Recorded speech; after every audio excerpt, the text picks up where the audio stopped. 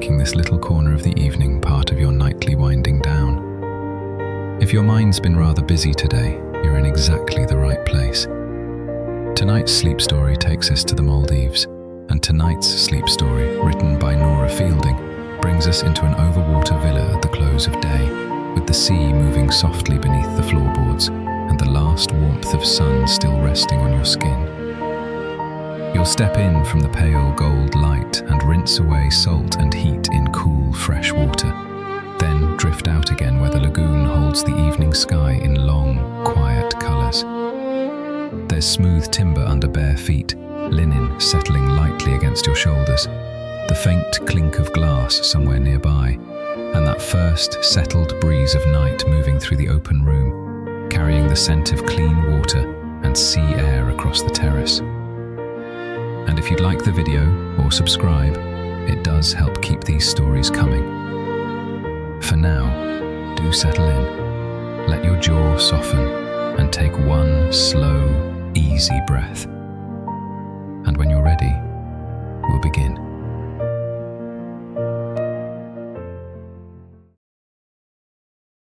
Chapter 1. Arriving along the lantern-lit boardwalk to the Overwater villa. The boards are warm, heat rises through the soles of your bare feet with each slow step. Below you, water moves under the villa stilts with a hollow sound. Ahead, the boardwalk bends toward your villa in a line of low lanterns. Their light rests close to the planks, amber against the deepening blue around them. You walk toward the coral stone shower that will rinse the salt from your skin, toward the black plunge pool set into the deck where the water will feel cooler than the air, toward the lounges where your body can finally recline, toward the brass bowl of chilled mango and dragon fruit and the carafe beaded with condensation, toward the white curtains inside that lift and fall with the evening breeze. There is no reason to hurry. Even so, each step carries you nearer to relief. The lagoon on either side is still pale near the posts, a shallow turquoise that lets you see the faint clouding of sand below. Farther out, where the water deepens, the colour has already begun to gather itself into blue. In another hour it will be ink dark, but for now there is still light enough to see the smooth shifts in it, the way one band of colour gives way to the next without any edge between them. The boards underfoot are smooth timber, with the grain raised in places. Here and there, the grain lifts just enough for you to feel it with the ball of your foot. The wood is still warm, not hot now. You slow without thinking about it. One step, then another.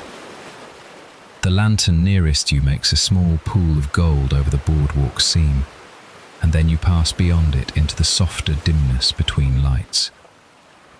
In that dimness, the sea sound below becomes clearer. It repeats in nearly the same shape each time, a rounded rush under the beams, then less, then more again. The villa does not sway. A little farther down the walk, one of the lanterns is not yet lit. You notice it because the boardwalk darkens for a few planks, and because beyond it another lantern has already come on, making the unlit one a brief pause in the line. Then, at the edge of your sight, a flame catches. Small at first, almost colourless. Then amber gathers around the wick, and the lantern joins the others. The change is modest, but your eyes register it at once. One more circle of light on the boards, one less gap between you and the villa. The gap in the lights closes. You hear walking. The air carries the last of the day's warmth across your shoulders and arms. Beneath it is a thinner coolness beginning to form, not from wind exactly, more from the sun no longer pressing against everything at once. You can still feel faint salt on your skin. It rests at the back of the neck, along the forearms, across the tops of your feet where seawater dried earlier and left a trace behind. You do not need to think of rinsing it away yet. It is enough to notice that the skin still holds the day, and that later fresh water will meet that warmth and draw it off in stages. The boardwalk rail is smooth under your fingertips when you let your hand trail there for a few steps. The wood is cooler than the planks below. Out over the lagoon, the surface catches the last broad light from the west and loosens it into ripples. Nothing flashes, nothing breaks the pattern. The water simply changes tone as the sky changes tone, receiving less gold and more blue. From here, you can see the outline of your villa more clearly now. The deck extending over the lagoon, the roofline darkening as evening lowers. The open side of the pavilion where the curtains hang inside. Their white is dim from this distance, but distinct enough against the interior shade. You know the feel of that cloth before you touch it, the airy drag of sun-dried cotton moving through cooler air after sunset. You think of it, then keep walking. The lanterns continue at even intervals, enough to mark the path and warm the wood with colour. They mark the path in even intervals. Below, the lagoon shallows near the boardwalk posts. The water there is almost transparent, with a green-blue brightness that seems to rise from under the surface rather than sit on top of it. You can make out the pale sand in broken patches and the dark, wavering shadows of the stilts. Farther away, the colour thickens. The outer water is already moving toward indigo, though the sky above it still keeps some pale gold near the horizon. You slow a little where the boardwalk widens before the villa entrance. The sound changes under the wider platform. You pause long enough to feel the change in the boards beneath your feet. Less spring, more breadth. And then you continue toward the first step up onto the deck. The villa deck opens before you in teak, smooth and honey dark in the lantern light. The deck is warmer than the boardwalk, and when you step onto it, the temperature shifts at once. The heat is gentler now than it was an hour ago, but it still rises from the wood in a way that makes the evening feel layered. Warm underfoot, cooler at the wrists, a little cooler again where the air reaches the damp hair near the temples. To one side, set flush into the deck, the plunge pool lies dark and still. The volcanic stone around it absorbs what remains of the daylight, so the water seems almost black until the sky reflects in it. Then the surface takes on a low sheen of blue-grey. You do not go to it yet. It is enough to see it there, level with the planks, ready when you want it. Near the pool, the loungers face west. The loungers are broad and deep. Their cushions are sand-coloured, thickly piped. The rolled linen headrests are pale against the deeper tone of the cushions. One seam along the nearest cushion still holds a stripe of warmth where the sun reached it last. The rest has already begun to cool. On a low table between them sits the tray. Even from here you can see the brass bowl nested in ice, the cut surfaces of fruit catching the last light more softly than glass would. Mango in rich yellow slices, dragon fruit pale and speckled, tiny bananas curved close together. Beside them, 2 squares of dark chocolate have already softened at the edges. Nothing on the tray is arranged for display so much as for use later, within reach, without effort. A carafe stands nearby on its woven rattan coaster, the outside silvered with condensation. The pandan and mint water inside is faintly green in the remaining light. One bead of moisture gathers near the neck of the glass, grows heavier, and slips down in a slow line before disappearing into the ring already darkening the coaster. You cross the deck without disturbing much at all. The air here is more open than on the boardwalk, and you feel it at once along the front of the throat and the inside of the elbows. It carries a trace of salt from the lagoon and the dry warmth of teak giving up the day. From somewhere inside the pavilion comes the clean scent of cotton that has spent the afternoon in sun and open air. At the deck's edge, the polished steel ladder descends into the lagoon. A narrow line of lantern light runs along the rails. Below, the top of the water looks almost warm enough to step directly into without thought. You know the water will be cooler below the surface. You rest your hand for a moment on the ladder rail. The steel is cooler than the air, and the contrast brings your attention back into the palm, the fingers, the small pressure of skin meeting metal. Then you let go and turn toward the open pavilion. Inside, the white curtains move in and out. They are not dramatic in the low light, only present, lifting slightly from the floor, then falling back, then lifting again. Through them, you can make out the bed, dim and smooth, and beyond it, the darker interior where evening gathers first. For a moment, you remain on the threshold between deck and room, not entering yet, not choosing any next thing. Behind you, the lagoon passes under the beams with its rounded, repeating hush. In front of you, the curtains shift and settle. The lantern light reaches only part way across the teak, leaving the farther boards in a softer dusk. You notice your breathing. The inhale carries warm air touched with salt. The exhale leaves a little less of the day in your chest. Your shoulders loosen by such a small degree that you feel it only because nothing else is demanding attention. The western sky is almost free of gold now. A thin band of gold remains at the horizon. Above it, blue deepens steadily. The lagoon follows. Near the villa, it still keeps some transparency around the posts and ladder shadows.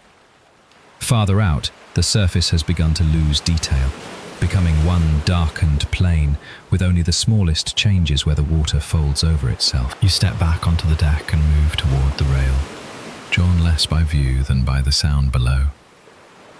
When you place your hands on the wood and lean a little, the hush under the beams grows fuller. Water moves through the supports below and the wood carries the sound. That sound repeats, rounding, lower then less, again. A strand of hair stirs at your temple. The air is cooler now. It is there at the back of the knees, along the forearms, across the collarbones where the breeze reaches first. Behind you, one of the lanterns gives a faint glass click as it settles in its frame. Somewhere near the fruit bowl, meltwater shifts in the ice with a nearly inaudible slip. The curtains inside lift once more and fall. You stay where you are, feet on the warm teak, hands on the rail, the lagoon darkening by degrees below. The hollow hush rises through the deck beams and passes beneath you again, and again, until the rhythm is familiar enough that you no longer follow each repetition separately, only the space it makes around your breath. And just beyond your shoulder, close enough now to matter, the coral stone shower waits with its first cool rinse. Chapter 2. Rinsing away the day in the coral stone rain shower. You stay at the rail for another breath or two. The teak is still warm under your feet. Salt has dried in a fine trace along your forearms and at the back of your neck. The air is still warm enough that your skin has not yet decided whether evening has truly begun. Below, the water passes under the deck beams with that rounded, hollow hush. Never quite the same, and never very different. When you turn from the rail, you do it without hurry. The shower is just beyond the open stretch of deck, set into its narrow corner of coral stone. You cross the boards barefoot, noticing how the warmth changes under each step. The planks nearest the open western side are still sun-fed. Farther in, where shade has reached first, the wood is cooler, smoother, almost silky against the soles of your feet. You feel that difference clearly tonight. The cooler boards feel better now. The shower walls are pale and matte, built from coral stone with tiny variations in colour that only show when you stand close. Cream, shell pink, a little weathered ivory. Here and there the surface keeps small pores and ridges, softened now by carving and water. You trail your fingertips over one stone as you step inside. It is cooler than your skin, and dry at first, then faintly damp near the seams where the evening air has settled. The space is narrow. Your attention narrows with it. No wide view, no horizon for a moment.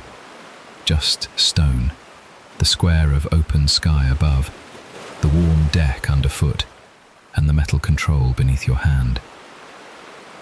The knob turns with a small, steady resistance. For a second, nothing changes except your expectation of it. Then water begins overhead in separate drops, a brief testing pattern, and after that the full fall of it comes down in a straight, clear sheet. You do not step under at once. You hold one hand into the stream first and feel the water strike the back of it, cool and clean, then run over your wrist and off your fingertips. The water is cool and clear. You move closer and let one shoulder enter before the rest of you. Water lands there and across the upper chest, and the first touch makes you breathe in a little deeper. Not cold enough to shock. It separates the day's heat from the cooler evening air. Then you step fully under. Fresh water spreads over skin still warm from the day. It gathers at the collarbones, runs down the arms, slips along the ribs and the center of your back, and falls away in thin streams. At first, the warmth in you meets the cool from above and holds its ground. The skin does not release everything at once.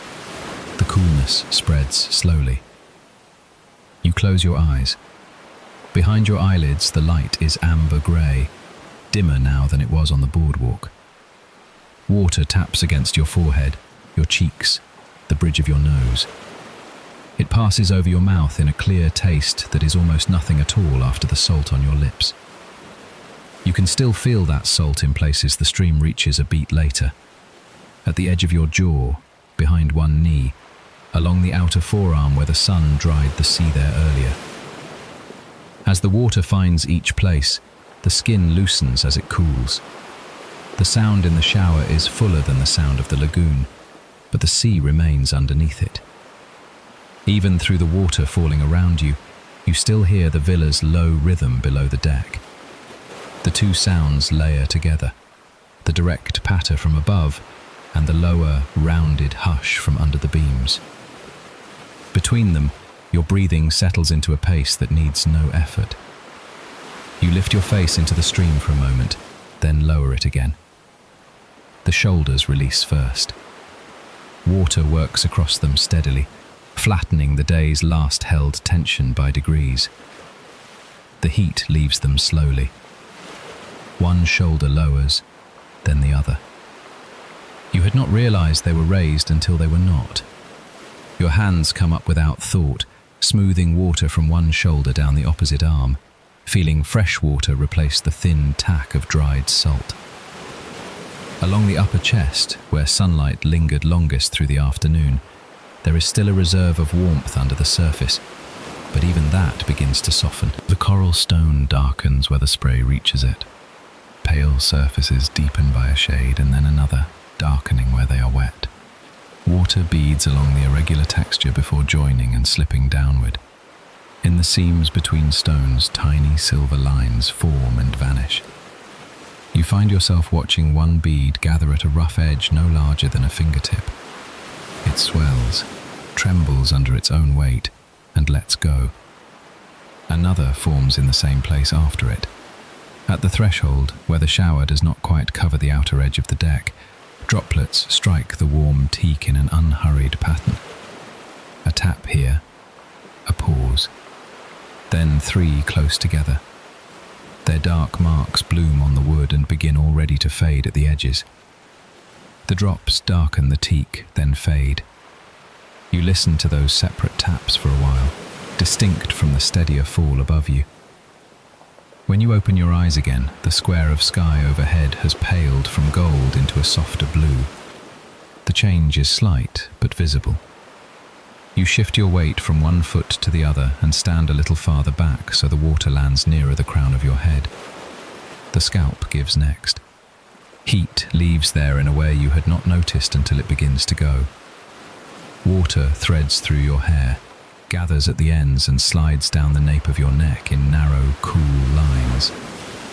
The forehead clears. The crown, which held the day longest, finally stops radiating it. Droplets collect and fall from the ends of your hair, while the stream spreads more evenly down your spine. Your hands pass once over your head, not to wash, only to guide the water through. Then the jaw loosens. Not dramatically, simply a lessening. Water reaches the temples, the hinge below the ears, the corners of the mouth. You smooth it over closed eyes, over cheeks, behind the ears. The gesture is simple, familiar, and because it is familiar, it asks nothing from thought. Your palms pass down the sides of the neck and rest for a moment at the collarbones. Cool water gathers there, then spills downward. The chest rises under your hands and falls again more slowly than before. What leaves is not only heat, it is the small effort of holding the day in place, of carrying it past the hour when it is useful. Under the stream, you feel the quiet permission to set that down. Outside the shower, beyond the stone edge, the deck is dimmer now. The rail is only a shape. Beyond that, the lagoon has shifted from clear turquoise memory into a darker surface that reflects less and less. You do not need to look at it to know it is there. The air moving through the open top of the shower carries a trace of salt and the faint mineral scent of wet stone. The sea remains present in that way too, not only by sound. You turn slowly, offering your back to the stream.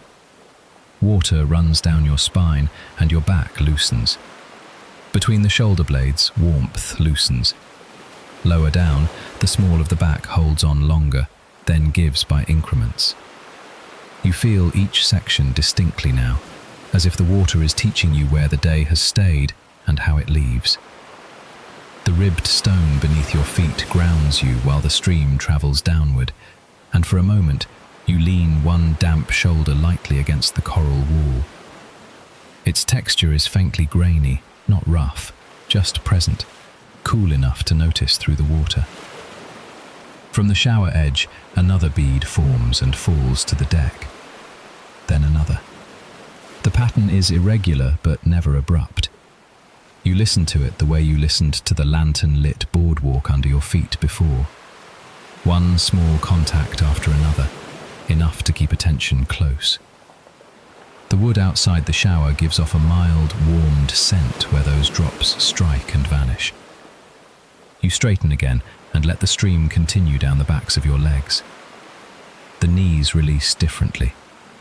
Behind them, the skin cools quickly, almost at once, and whatever warmth had gathered there disappears with surprising ease. The fronts of the knees take longer, the joints noticing the change in a quieter way. Water runs over your calves and around your ankles. It pools briefly around your toes and drains away. By then, the contrast has gentled. The water no longer feels like interruption. It feels like something your body has been waiting to be told it could accept. Down the forearms, from the tops of the feet, from the scalp, from the places where fabric pressed against skin and trapped warmth there. It leaves through evaporation too, where the evening air reaches what the water has cooled. The contrast is delicate and exact. Water overhead, warm skin beneath, air at the edges, stone at your back when you lean for a moment against the wall. Somewhere below, under the deck, the lagoon passes under the beams again with that familiar, hollow softness. You hear it more clearly when the water from the shower shifts against your body and leaves one ear uncovered. Then the falling stream fills that ear again, and the sea drops lower, but never disappears. You stay a while longer. There is no need to measure how long. You know only that the heat has left enough of you now that the water feels almost matched to the skin. The shoulders are cooler. The scalp no longer keeps the afternoon. The jaw rests where it should. Your back feels looser. The backs of the knees are cool, the forearms free of that faint, dry tightness from salt. The back of your neck feels newly bare, as if the evening can reach it properly now. Even your breathing has changed texture, less lifted in the chest, more settled lower down. At the shower's edge, droplets continue their patient pattern onto the teak. Dark circles appear and pale away, appear and pale away. When you finally reach for the knob, your hand moves through the falling water first. The stream breaks around your fingers, then reforms. You turn the metal slowly. The water lessens, not all at once, but in a tapering descent. Full stream to lighter fall to separate ropes, ropes to drops. For a moment, the last droplets sound louder because there are fewer of them.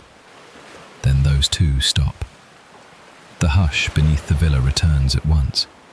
Water slips from your skin in its own delayed rhythm now. From your hairline, from your wrists, from the point of one elbow.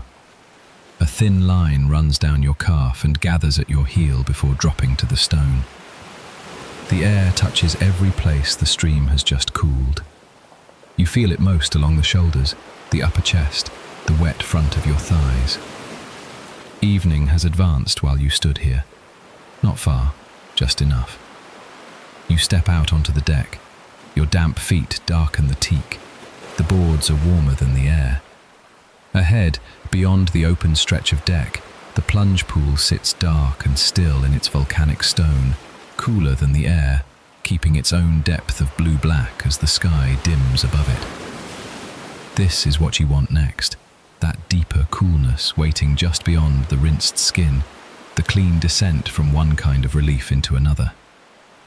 You begin toward it through the soft evening air, salt gone, the day no longer yours to carry. Chapter 3. Lowering into the cool plunge pool at sunset. For a few breaths you remain where the shower leaves you, in that rinsed band of air between one kind of water and the next. Droplets still travel down from your shoulders and along your arms. One gathers at the point of an elbow, grows heavy and falls to the deck. The teak is darker where the shower reached it, and still warm. You can feel the difference from one plank to the next. Some boards are warmer than others. Ahead, the pool lies level with the deck. Its dark stone makes the pool look darker than the deck. The water does not flash or call attention to itself. It rests in its black basin with only a faint skin of reflected sky across the top. Pale gold near the western edge, blue already gathering in the middle. You walk toward it without hurry. The air moves over your damp skin in a cooler layer than before. Fresh water from the shower has taken the salt away, but your body still remembers the day's warmth. You still feel the day's heat in your skin. The backs of your knees feel newly cool. A drop slips down the center of your spine and disappears at the small of your back, and then even that small thread of water is gone. At the pool's edge, you stop. The volcanic stone is smooth under your fingertips, denser and cooler than the teak. It is cooler than the teak. Your hand rests there for a moment, feeling the contrast between materials. Below the deck, under the beams, the sea keeps up its rounded hush, hollowed by the space beneath the villa, never quite still and never urgent. You look down into the water. The pool is small enough that it offers no distance, only depth enough to lower into and be contained. A place to pause, not to swim. The top step is visible through the dark clarity, then the next, the stone sides falling away into blue-black where the last light cannot quite reach. A faint ripple crosses from one corner to the other, perhaps from the breeze, perhaps from the slight release of water from the overflow channel, and then smooths again. You sit first on the edge. The teak under your thighs is warm, almost body warm, and the stone coping beneath your hands is cool. You let your feet hang over. For a breath or two they remain in the air, damp from the shower, feeling the difference between open evening and the warmth of the deck. Then you lower your toes to the water. cooler than the air, cooler than your skin expects. Not cold in any sharp way, just a clean, exact coolness that gathers around your toes and the balls of your feet and asks the rest of you to notice. You leave your feet there, barely moving, while the sensation settles.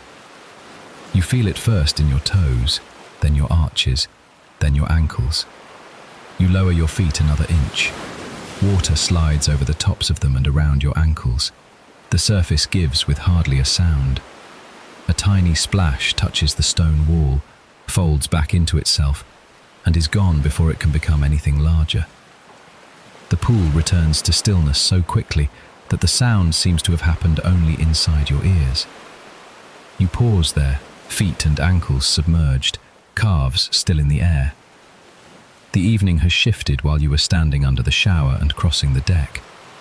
The western sky is no longer bright enough to warm the eyes. The pale gold near the horizon has thinned to a narrow band, like light seen through fine fabric, and above it the blue has deepened. Further out, where the lagoon leaves the shallows and darkens, sea and sky have begun to resemble each other. You notice how your skin answers in stages. Your feet have already accepted the pool's temperature. Your calves still carry the memory of the day. Your shoulders, rinsed and bare to the air, cool each time the breeze passes. Your face still holds the last warmth. You slide forward another little distance until the backs of your knees meet the water. That line of contact makes you inhale once, deeper than before. The pool reaches the places that hold heat longest. Knees, calves, the lower part of your thighs. The contrast is more vivid there, but still not abrupt. You can feel a spreading softness in the muscles. One hand remains on the stone edge. The other drifts over the surface, fingertips barely breaking it. The water clings and parts and closes again. Then, with no need to mark the moment, you lower yourself the rest of the way in. The pool rises around your hips, your waist, the small of your back. Your breath catches lightly at your ribs as the cool reaches your middle, then lengthens again. You bend your knees and sink until the water comes just below your chest. The stone bench along one side meets you there, smooth and firm. You lean back against it. For a while, that is enough. The plunge pool holds you in a contained coolness that feels different from the shower. The shower moved over you and fell away. This water stays around you, cool and even. The warmth you brought from the day begins to leave more fully now. Not all at once, but in a slow release from the thighs, the belly, the lower back. Your shoulders remain above the surface, touched by air. Your forearms float just under, pale and wavering in the dark water. The teak at the edge is still warm. If you rest your fingertips there, you can feel it in the grain. You find yourself noticing these handoffs, the deck to the air to your damp shoulders, your skin to the pool. A bead of water travels from your hairline down your temple. Another slips from your chin and makes a ring on the surface near your collarbone. The ring widens, reaches the stone side and disappears. Beyond the pool, the deck opens toward the lagoon. The rail is only a low, dark line now. Past it, the water below the villa still carries some colour, close to shore, a diluted turquoise turning slowly to blue. Then farther out, to a denser shade that will soon lose all distinction. The horizon has softened, not blurred exactly, but less defined than it was when you first arrived along the boardwalk. You let your head tip back a fraction. The sky above is clearer when you stop looking outward and simply look up, pale near the west, then a broadening blue overhead. No sharp stars yet, just the first darkening, the kind that makes edges easier to feel than to see. the line of the pool against your shoulders, the smooth seat beneath you, the faint movement of your own knees underwater. Your breathing has changed without effort. The inhale no longer reaches for air after heat. It enters more evenly. The exhale leaves with less weight in it. The water changes your breathing. A little resistance around the lower chest, a little support at the back. You breathe into both. Your legs drift forward until your heels touch the opposite side. The pool is just long enough for that. Toes rise, break the surface, then sink again. Another small sound, hardly more than a folded lick of water against stone. And then stillness returns. The surface settles around your shins with a dim sheen of sky. You stay there long enough for your body to stop comparing before and after. At first there is a clear contrast. Shower warmth gone, pool coolness arriving. Deck warmth under the hand, air across the shoulders. Then even that begins to soften. The water is no longer an event. It is simply the temperature around you. Your skin ceases its small astonishment and accepts. Your muscles, especially through the fronts of the thighs and across the lower back, release in places you did not know were still working. The sea under the villa continues its low passage through the beams. From the pool, the sound reaches you differently than it did in the shower. There, enclosed by coral stone, it came from beyond. Here it seems to travel through the deck itself, through the stone edge under your hand, through the bench at your back. A rounded hush, then a pause, then another. Not rhythm in any counted way, more like a recurring shape that the ear quickly trusts. The breeze changes once, becoming a little cooler. You feel it first at the tops of your shoulders and along the collarbones, then at the wet hair near the nape of your neck. One arm lifts from the water and immediately beads in the air. Tiny droplets stand on the skin before running down again. You brush your fingertips over your opposite forearm and feel the contrast between air-chilled skin above the surface and water-smooth skin below. To one side, just within reach, the edge of the deck remains warm. You do not need to touch it to know that. Teak by day, coral stone after water, volcanic stone at dusk. Still later perhaps, if you descend the sea ladder. Thick cushion and rolled linen headrest after that. The evening has its order, and you are moving through it without needing to think ahead. For now there is only this square of cool water. You shift once, slowly, settling lower on the bench until the surface reaches the base of your chest. The waterline touches the underside of your arms. Your hands rest open on either side, fingers trailing. The pool answers with the slightest movement, dark bands crossing and recrossing over your skin. They fade as soon as you become still again. The last pale gold leaves the tops of the clouds far out west, if there are clouds at all, perhaps only a thin brightness in the air itself.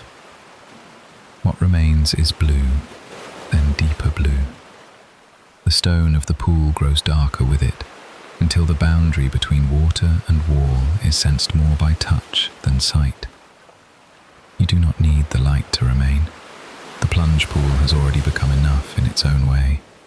Cool around the legs, cool at the waist, air at the shoulders, teak warmth under the fingertips, sea sound beneath all of it. After a while, you draw your feet back under you and place them on the pool floor. The stone there is smooth and faintly colder than the water. You stand, slowly enough that the surface only lifts and parts around you. Water streams from your forearms, from your sides, from the backs of your knees. A single modest splash touches the wall and folds back into stillness. You remain standing in the pool for one more breath. Cool water at your thighs, evening air at your shoulders, the sky above turning from blue toward indigo. The teak at the edge is still warm. Then you rest your hands on the stone rim again and stay very still, while the water settles flat around you and the hush beneath the villa goes on. Chapter 4. Floating for a few quiet breaths above the lagoon. Then you rest your hands on the stone rim again and stay very still, and stay still, while the water settles flat around you and the hush beneath the deck goes on. After a moment, you notice that the sound under the villa has its own shape. It is not one long sound. It comes in rounded passes, each one sliding beneath the beams and easing away, then returning again from a slightly different angle. A hollow hush, then a softer one. Water meeting timber, water slipping on. The villa does not move, and yet the repeated sound fills the space below it. Your feet remain in the pool. The coolness around your ankles has already changed from first surprise into something more even, more familiar. The skin there no longer resists it. The temperature settles in. Above the water, your knees and thighs still remember the warmth of the air. Your hands, spread on the volcanic stone, feel a little warmth in it, though less than before. You look outward instead of down. Beyond the dark square of the pool, the lagoon lies open under the evening sky. In the shallows nearest the villa there is still some colour left, a last diluted turquoise, pale and clear over sand. Farther out, the water deepens through blue into a darker tone that is harder to name. Not yet night, not still day, just the sea losing detail by degrees. Your shoulders cool in the breeze.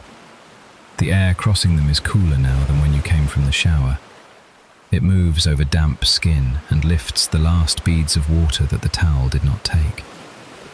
The back of your neck cools first, then the tops of your arms. The change is so gradual that you only know it has happened because the warmth that covered you earlier is no longer complete. Your breathing follows without being told. Inhale, and the air feels faintly salt green, touched by the lagoon below. Exhale, and the chest loosens a little more against the evening. You do not need to deepen the breath. It lengthens on its own. Your breathing falls into the same rhythm. Far off, almost too far to call a sound yet, a thin insect note rises once from land and disappears. It is so slight that you could think you imagined it, but it leaves behind the sense of something turning, the hour shifting by one small mark. For another few breaths you remain at the edge, feet in the water, hands on stone, gaze on the sea. Then one hand lifts, then the other. You lean back slightly and feel the pool take a little more of your weight. Your heels slide forward along the pool floor. Cool water rises from your shins to your knees, then higher, gathering around the backs of your thighs. The volcanic stone at your sides is smooth beneath your palms when you steady yourself once more. A small shift of the hips, and the water comes around your waist. Another breath, another fraction lower, and the coolness reaches your ribs. A tiny splash folds in against the side and disappears, then stillness again. You do not swim. There is no need to. The pool is small, made for this exact pause, for being lowered and held. The water supports you without effort. Your legs lengthen. Your shoulders descend another degree. Your back loosens. You can feel it most clearly at the base of the spine, then between the shoulder blades, then in the jaw, though you had not known you were keeping anything there. The edge of the deck stays close around you. warm teak planks above the dark stone, the open rail beyond, the sea below. Nothing wide or dramatic, just enough space for the eye to travel from one texture to the next and then rest. You float there for a few breaths with your chin slightly lifted. The ears begin to sort the sounds. Closest is the faint movement of pool water against the stone when you inhale. Beneath that, steadier and lower, the sea passing under the deck beams. Farther still, at the edge of hearing, the same night insect beginning again somewhere on a distant island shore. Better to let it come and go than reach for it. The insect note marks the shift into night. You let your head tip back a little farther. The back of your skull does not quite touch the stone. Your throat opens. The upper chest rises and falls with less effort. If you wanted, you could close your eyes here. But for now you keep them half open, enough to watch the line where sea and sky are becoming less separate. Here the water presses evenly at the calves, the backs of the knees, the hips, the lower ribs. A broad, constant contact. Your skin reads it all at once. The contrast between air and water narrows with each minute. What felt cool at first now feels exact. One shoulder lifts, then sinks again as you settle it more comfortably. A small ring moves outward across the pool, touches the stone edge, and returns in a softer shape. By the time it reaches you, it is hardly more than a change in pressure against your side. Then the effort leaves you, not all at once in any visible way, just inwardly. It goes and the pool supports you more fully, not as a conclusion, just as a plain noticing. Enough water, enough air, enough room for the eyes, enough sound to keep the mind from reaching elsewhere. The lanterns back along the boardwalk are out of sight from where you are, but you remember the lanterns. The teak around the pool still gives off a dry warmth, where the sun had rested on it all afternoon. If you were to place your forearm there, you would feel it fading slowly, not gone yet. You draw one deeper breath and let it leave without effort. The coolness at your ribs is now familiar enough that you no longer brace against it. Your belly softens. You feel the change in buoyancy, the smallness release when you stop holding yourself from within. A breeze crosses the deck. It touches your forehead first, then the damp hair at your temples, then the tops of your shoulders where they rise above the pool. The sensation is cooler than before, but the water keeps the rest of you even. Warm air had been something you wore. This cooler air feels lighter, more like a passing layer that skims and moves on. You lift one hand from the stone and trail your fingers through the water beside you. The surface parts with almost no resistance. Your fingertips find the change between the very top layer and the cooler water just beneath it.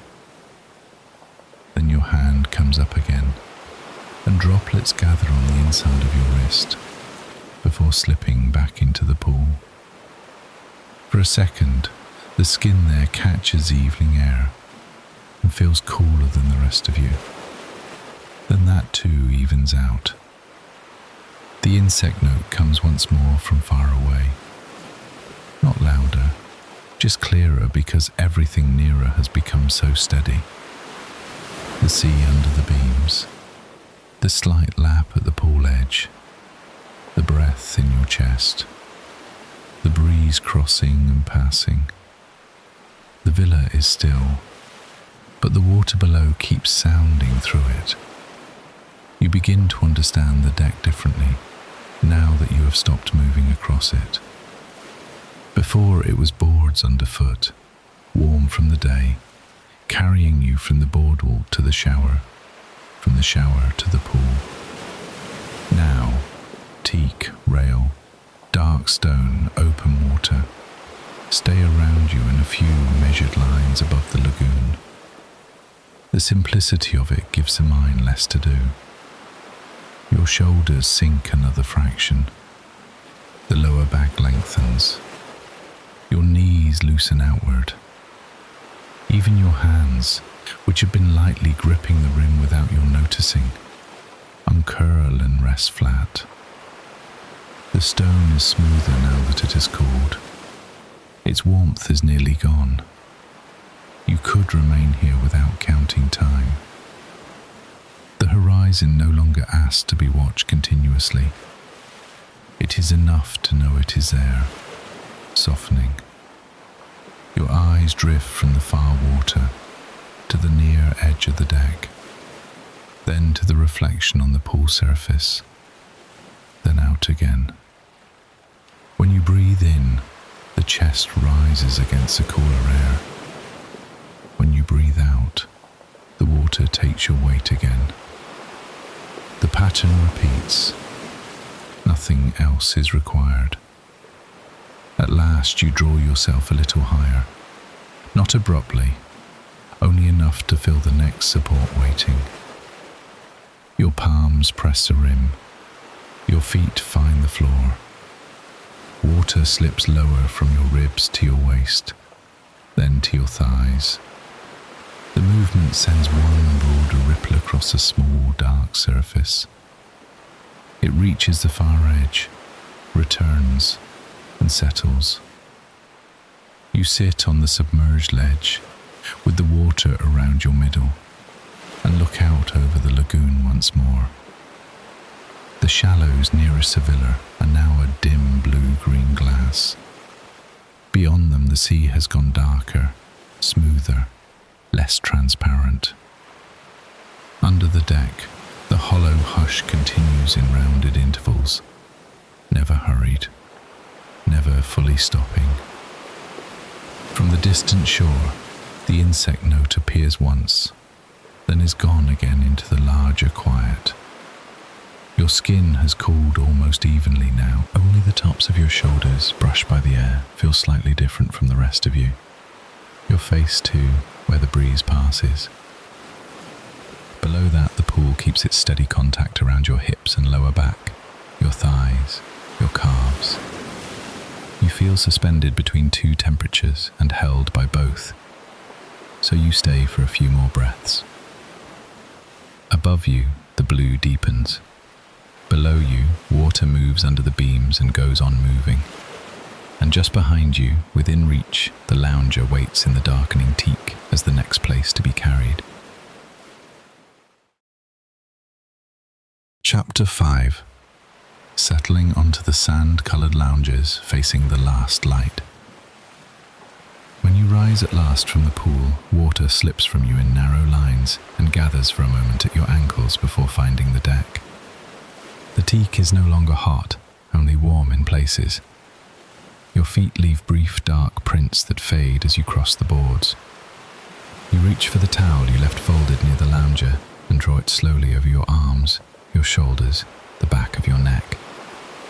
The cloth catches first on the beads of water, then begins to move more easily as your skin dries. A little coolness remains at the fronts of your shins, behind your knees, along your ribs where the pool had held you.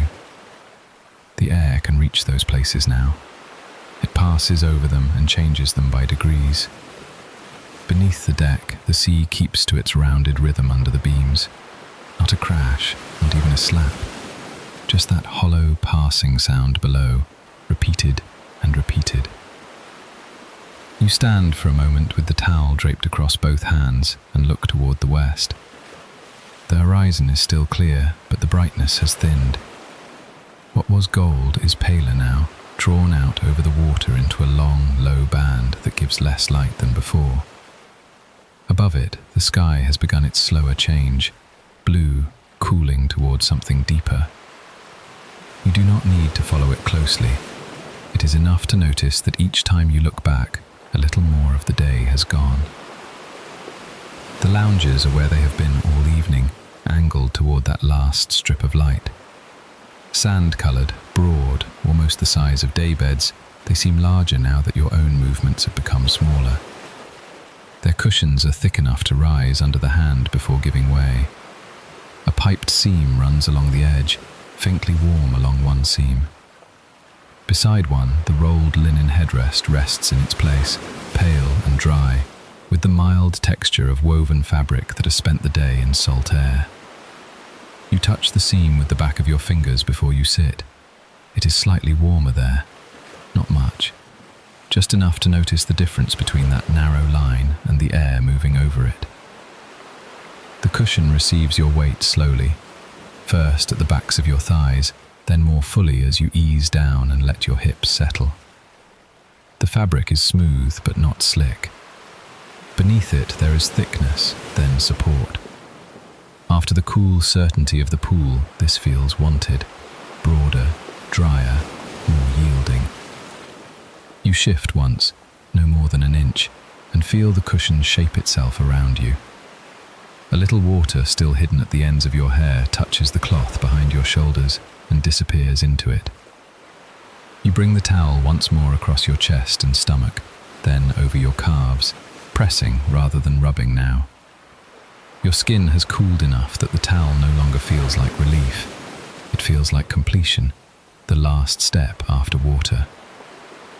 When you fold it and set it aside, your hands pause on your knees for a breath or two, noticing the air there too.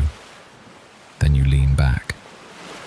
The rolled linen headrest takes the base of your skull and the upper curve of your neck. It is firmer than it first appears, packed enough to hold its shape, but with just enough give that your head settles rather than perches. Your neck relaxes against the headrest. Your shoulders drop another fraction.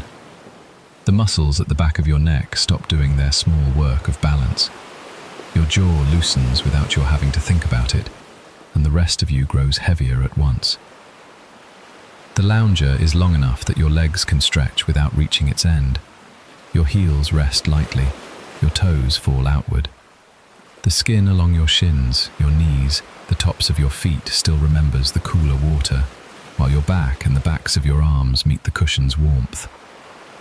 A breeze comes across the deck rail and moves over the damp places first. You feel it at your collarbones, in the hollow at the base of your throat, at the inside of your wrists where your hands rest open. It carries a trace of salt from the lagoon and something cleaner from inside the villa. Cotton, perhaps, the faint, dry scent of fabric aired all day and beginning to cool. It passes. Then, after a little while, it comes again. You do not close your eyes yet. The light is still changing, and your gaze can rest on it without effort. From here, the pool is only a dark square at the edge of your vision, level with the deck, no longer reflecting much except a dimmer sky. The volcanic stone around it has gone nearly black. Beyond it, the lagoon spreads outward in softened layers, less distinct than before. You let your eyes soften so that the line between sea and sky is not something to inspect. The horizon remains, but less sharply. You do not need to track the change. It changes well enough without attention. Your body has become heavier in the lounger than it was a minute ago. That change is small but exact. The backs of your thighs sink farther into the cushion. Your elbows no longer hover but rest. The small of your back, which had kept a slight arch when you first reclined, gives some of it up. Weight spreads more evenly from shoulders to calves, as if the fabric has learned your shape and your muscles have decided to trust it. Your chest rises without effort. The breath that leaves you goes more slowly than the one before. Below, the sea continues under the deck beams. Hush, then hush again. The same rounded passage. You begin to hear the pause between those sounds as clearly as the sounds themselves. In one of those pauses, a drop falls from the edge of the pool, or from the rail where your towel had hung for a moment earlier. It lands somewhere out of sight with a note too slight to carry. Then the larger rhythm below returns and absorbs it. The breeze reaches the cushion seam nearest your arm. A moment ago it still held a little warmth from the sun. Now the air has begun to take that away. When the back of your hand brushes the seam again, it is cooler than before, and the difference is enough to mark the passing of another few minutes. You turn your face slightly toward the west and feel the headrest shift under your hair with a dry, linen friction. Such a small sensation, but it settles you more deeply. The skin behind your ears is cool. Your cheeks still carry a trace of the day's warmth. Your lips taste faintly of salt left over from the shower, from the pool, from the air itself. At the edge of the deck, a glass carafe sits on its rattan coaster where it was placed earlier, beads of condensation thick on its sides. You notice it without reaching for it yet. The water inside is pale green from pandan and mint, and the outside of the glass catches what remains of the light in a dimmer way now, less sparkle than glow. Nearby, under a cover on the lacquered tray, the chilled fruit and chocolate remain untouched for the moment. There will be time for that. Now you want the water. Cool glass against the hand, the clean green scent rising first, then that cold sweetness of mint and leaf after salt and drying skin. For now, reclining is enough. Your hands rest where they fall most naturally, one over the other at your middle, then apart again after a breath, because that feels easier. You notice the rise of your chest under your own palms, the fall after. The breath is not deep in any deliberate way. It simply has more room now. The front of your ribs moves against cooling air.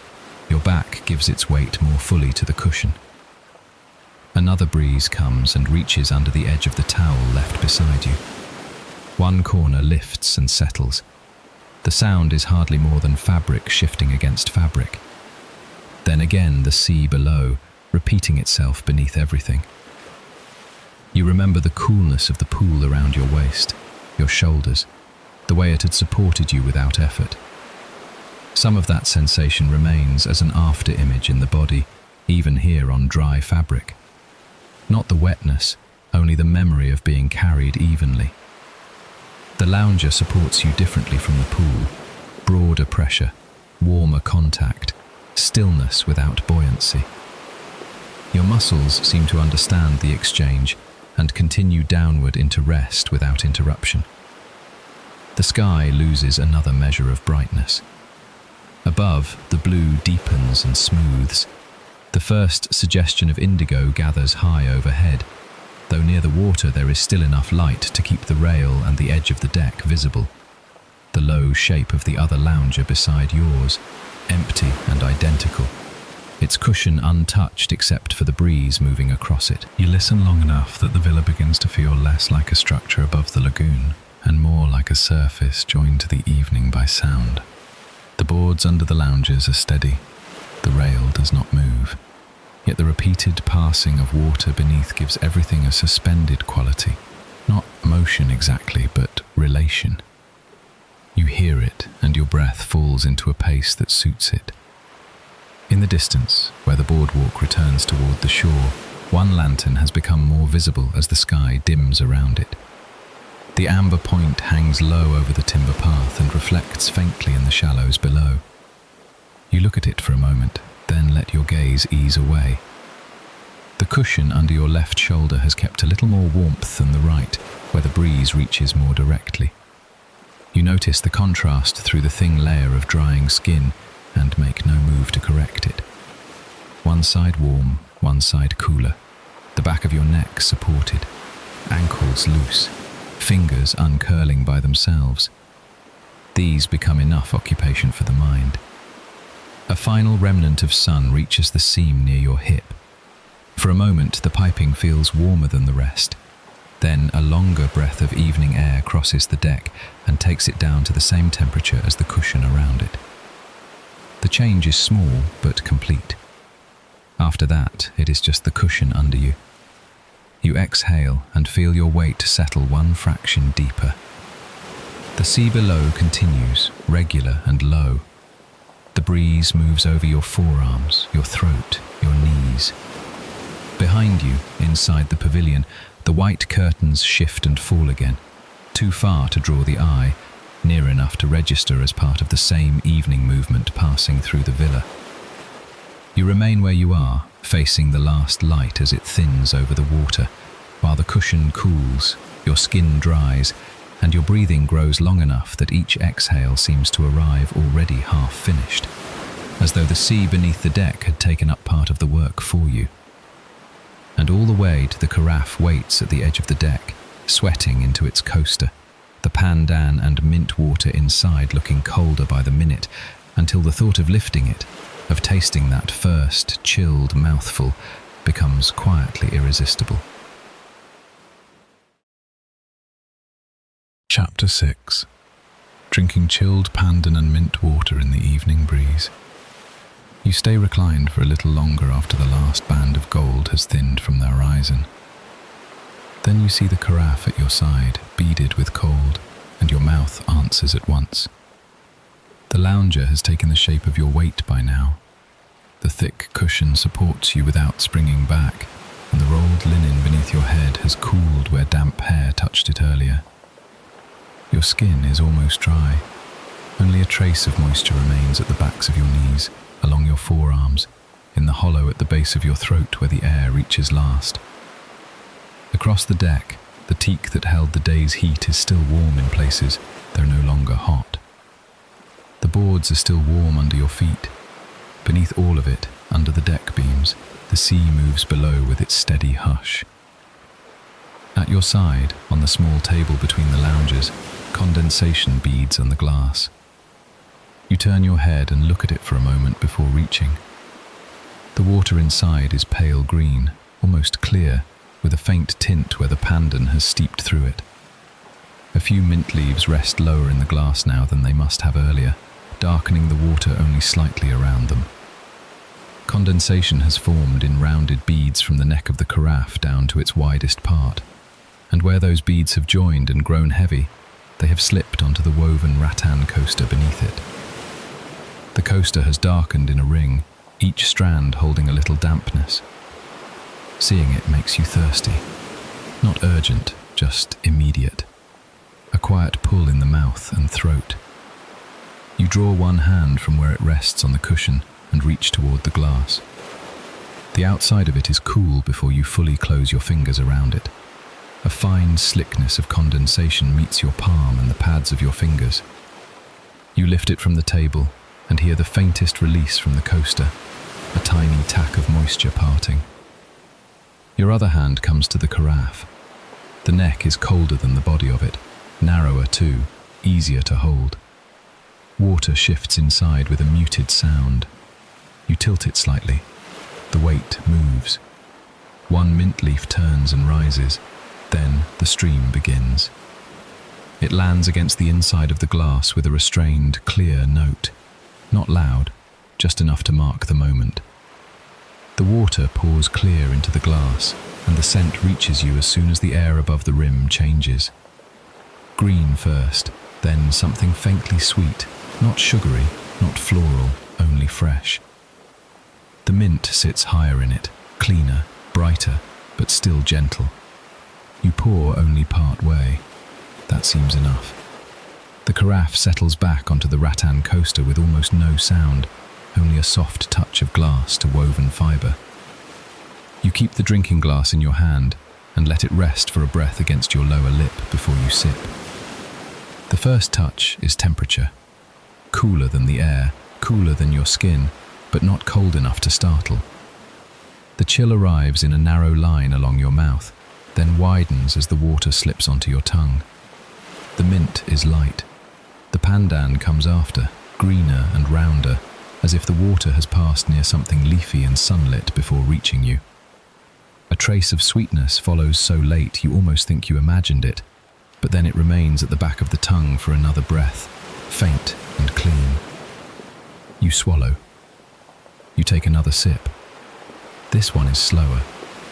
You let the water stay in your mouth for a moment before swallowing, and in that pause you notice the sea air still on your lips, the faint mineral trace of earlier salt, the way the chilled drink changes it. The pandan softens that edge, the mint clears it. Behind the flavors is only water itself, plain and welcome. The breeze has become more definite while you've been sitting here. Earlier, it moved over the deck in intervals, touching one arm and then passing on. Now it travels more steadily through the railings and over the loungers, through the damp ends of your hair, along your collarbones and wrists. It lifts the loose fabric near your knees and cools the places where the plunge pool water and shower water once sat on your skin. You notice the difference between the hand holding the glass and the one resting on the cushion. One cooled by condensation, the other warmed by cloth that still remembers the day. You drink again and lower the glass halfway, not setting it down yet. The horizon has lost its gold completely. What remains is a broad dimness where sea and sky still separate, though less sharply now. The lagoon below the villa no longer shows its earlier turquoise except in the nearest shallows, where a little of the remaining light catches over sand. Farther out, the water has deepened into blue that is already giving itself over to indigo. A thin line of light fades from the rail. You rest the base of the glass against your leg. The fruit tray remains nearby, the brass bowl nested in ice, the mango and dragon fruit still chilled, the 2 squares of dark chocolate softening at the edges. This time, your attention lingers a little longer. The water has cleared the mouth. Now the fruit looks good.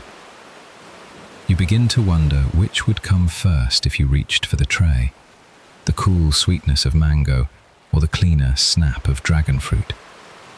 Even the chocolate left to soften seems less distant now, waiting its turn. You lift the glass again. This sip is slightly larger. The flavors are clearer now. Mint first, then the green depth of pandan, then the cool, plain center of it. You swallow and feel your ribs widen on the next inhale, as though the body has been reminded of something simple and useful. Your ankles uncross. The cushion receives the shift. One heel slides against the lounger's fabric, making a dry, brushed sound. You settle lower by an inch. The rolled linen under your head presses differently now against the base of your skull, and the line of your neck lengthens. The breeze finds the front of your throat more fully. Somewhere below, water passes under the beams again, hollow and familiar. You take your time with the next sip. Because the glass is half empty now, you tilt it farther, and the cool rim rests more fully against your lower lip. The scent rises more clearly from the remaining water. Mint leaf, green pandan, the clean smell of chilled glass itself. You can even catch beneath that the faint woven dryness of the coaster waiting on the table, though you are not touching it yet. You swallow and keep the glass near your face. The outer surface has warmed slightly where your hand has held it, but the side turned away from your palm remains cold.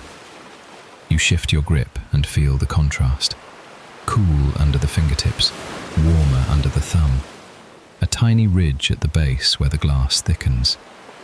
A strand of hair, not fully dry, stirs against your temple. The breeze passes again, steadier now, and with it comes the scent of the sea.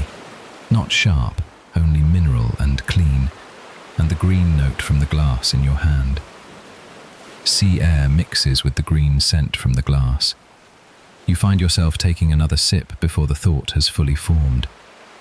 This one is the coldest, because it comes from lower in the glass where the water has been less exposed to air.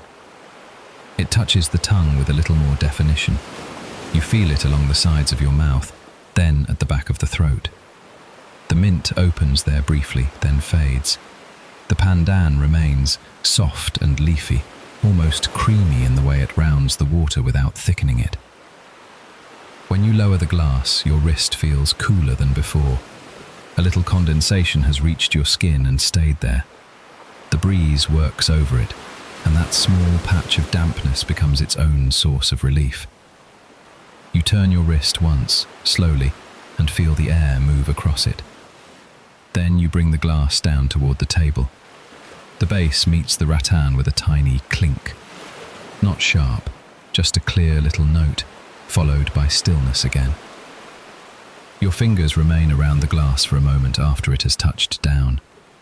You feel the coaster's woven give beneath it, the slight unevenness where damp strands have swelled. Then you let go. The glass stands beside the carafe, both of them catching what remains of the evening light in softened reflections. You do not reach for more at once.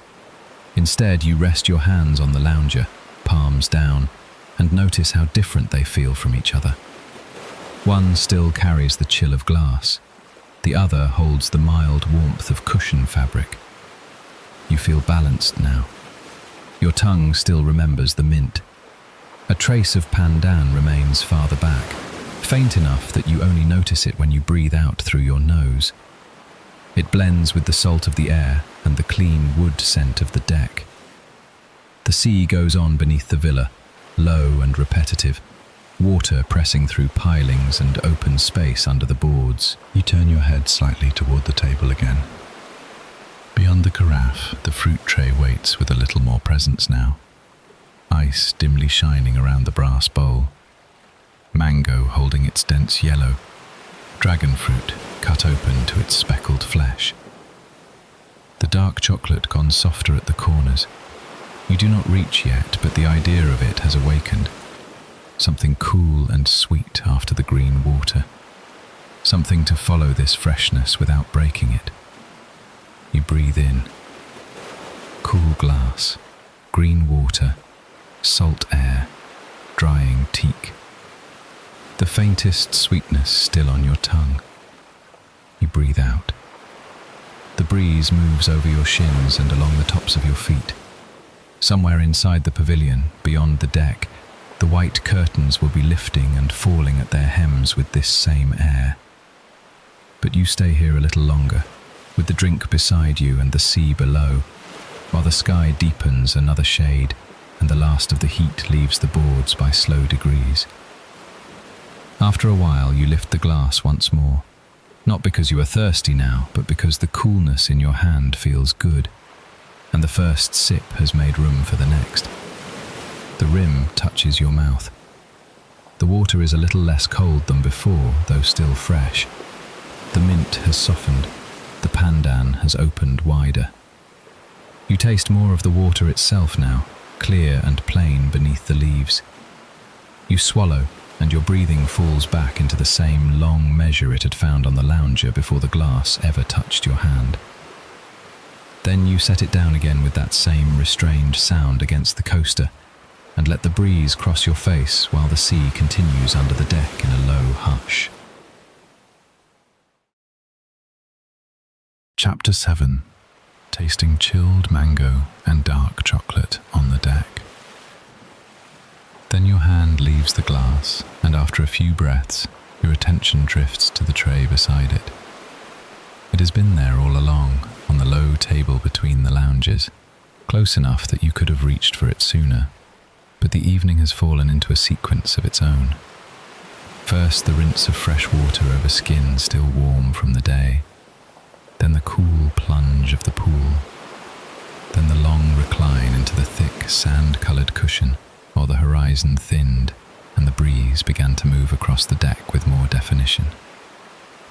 Only now does taste arrive, almost by itself, not from hunger exactly, but because it's there and you want it now. The lacquered tray catches what remains of the light in a muted sheen. On it, the hammered brass bowl sits nested in ice, its rounded sides faintly dimpling the reflections around it. The fruit inside is already cut and arranged without fuss. Slices of mango, bright and dense. Wedges of dragon fruit with their white flesh freckled black. Tiny bananas with their skins still pale yellow, curved into themselves. Beside the bowl, on a small plate, 2 squares of dark chocolate have begun to soften at the edges. For a moment, you only look. Something in you registers the simple fact of it before any taste does. The fruit already chilled, already cut, already waiting within reach. no effort asked, no decision larger than lifting a hand. After the rinsing and cooling and the long settling of your body into the lounger, that small readiness lands not as indulgence so much as care. You feel it in the way your shoulders loosen further against the cushion, in the way your mouth softens before it has touched anything. The sea moves below the deck in its low hush, and the sound fits easily under everything else. Above it, almost too light to separate, the breeze moves over the rim of your glass, across your forearm, through the air above the tray. The salt in it is faint now, less on your skin than in the air itself, a thin mineral trace that makes the chilled fruit seem colder before you even touch it. You shift against the lounger and feel the cushion give beneath your shoulder blades and hips. The rolled linen headrest supports the base of your skull. One knee falls a little to the side. The teak under the table is still faintly warm. That warmth rises only lightly now, meeting the cooler air halfway. When you reach for the tray, your fingers first meet the lacquered edge, smooth and almost silky. Then the brass bowl, colder than it looks. Moisture has gathered along its base where the ice cradles it. Your fingertips come away damp. The chill stands out clearly because the rest of you has been drying in the breeze. You choose a slice of mango first. It is cool and slightly firm where you lift it, the cut sides slick with juice, the surface giving just enough under your fingertips. A drop gathers near the lower edge, then clings there. You hold it for another breath. The cold reaches your fingers first, then the fragrance rises, fuller for being so near. You bring it to your mouth without hurry and taste the first sweetness before your teeth even press in. The fruit yields in one smooth piece, dense but softening at once on your tongue, colder in the center than at the edge. For a few breaths you do nothing but finish that one piece. The sweetness is full without being sharp. Chilled, it spreads more slowly, and that slowness changes it. You notice the grain of the mango where it breaks apart, the way the coolness fades first and the fragrance remains a little longer, floral and deep and almost creamy. It tastes especially good now. You swallow, and after that the sea air touches your lips again, leaving the smallest contrast of salt after fruit. You lean back once more. The lounger receives your weight in the same broad way as before, the piped seam under your arm still slightly raised, the cloth dry and thick against the backs of your legs. Above the western water there is no more gold now, only a pale remaining brightness thinning into blue. Farther out, the lagoon has already darkened. The shallows no longer turquoise, but a diluted slate near the villa, then deeper blue beyond. Your hand returns to the bowl. This time your fingers rest on a wedge of dragon fruit. The flesh is cool in a different way from the mango, less dense, more watery, with a faint resistance from the skin at the outer curve. Tiny black seeds stipple the white surface. When you bite into it, the texture is almost all freshness. Clean, mild, lightly sweet, with those tiny seeds giving the smallest grain between your teeth. It is cooler and less sweet than the mango. The coolness passes quickly, leaving only a pale trace of sweetness and the memory of crisp wetness. In the pause after, you feel the drying salt at your collarbone, the air touching the damp ends of your hair, the low, repeated passage of water below the villa. A bead of meltwater gathers on the outside of the brass bowl. You notice it because the bowl catches so little light now that movement becomes more visible than shine. The bead swells, rounds itself, and then slips down the hammered surface in a crooked line before dropping into the ice below. There is no real sound from it, only a minute shift among the cubes, a settling you almost feel more than hear. The ice has begun to gloss at the top. It will be water later, but not yet. You pick up one of the tiny bananas and turn it once in your hand. Its skin is cool but not cold like the bowl, and the stem gives with a neat little bend when you open it. The fruit inside is firmer than a larger banana would be, less soft at the center, with a sweetness that arrives in a smaller, cleaner way. You take only a bite or two, it is enough. The rest you set back on the tray, peel folded loosely, and wipe your fingertips together before resting your hand on the cushion again. You do not feel any need to finish anything. That is part of the ease of it. The fruit is there to be tasted, not cleared away. The chocolate can remain untouched for another minute, another 5. The glass of pandan and mint water still beads at its base. The carafe leaves a darkened ring on the rattan coaster where condensation has spread into the weave. Evening here keeps widening and cooling by degrees, and your movements begin to match it without effort. You turn your head slightly toward the water. From this angle, the polished rail catches a dim line of the sky. Beyond it, the lagoon lies almost level with your gaze, and what you see most is not color now, but surface. A broad, dark plain with a little remaining light laid across it in long, thin strokes. Under the deck, the familiar hush repeats, passes, and repeats again. Each time it rounds itself against the beams, the villa feels set above a large, patient breathing. After a while, you reach for the chocolate. The first square has softened enough that when you lift it, the underside leaves the faintest mark on the plate. It is not melting fast, only loosening at the corners where the air is still warm. Between your fingers it holds its shape, though more gently than before.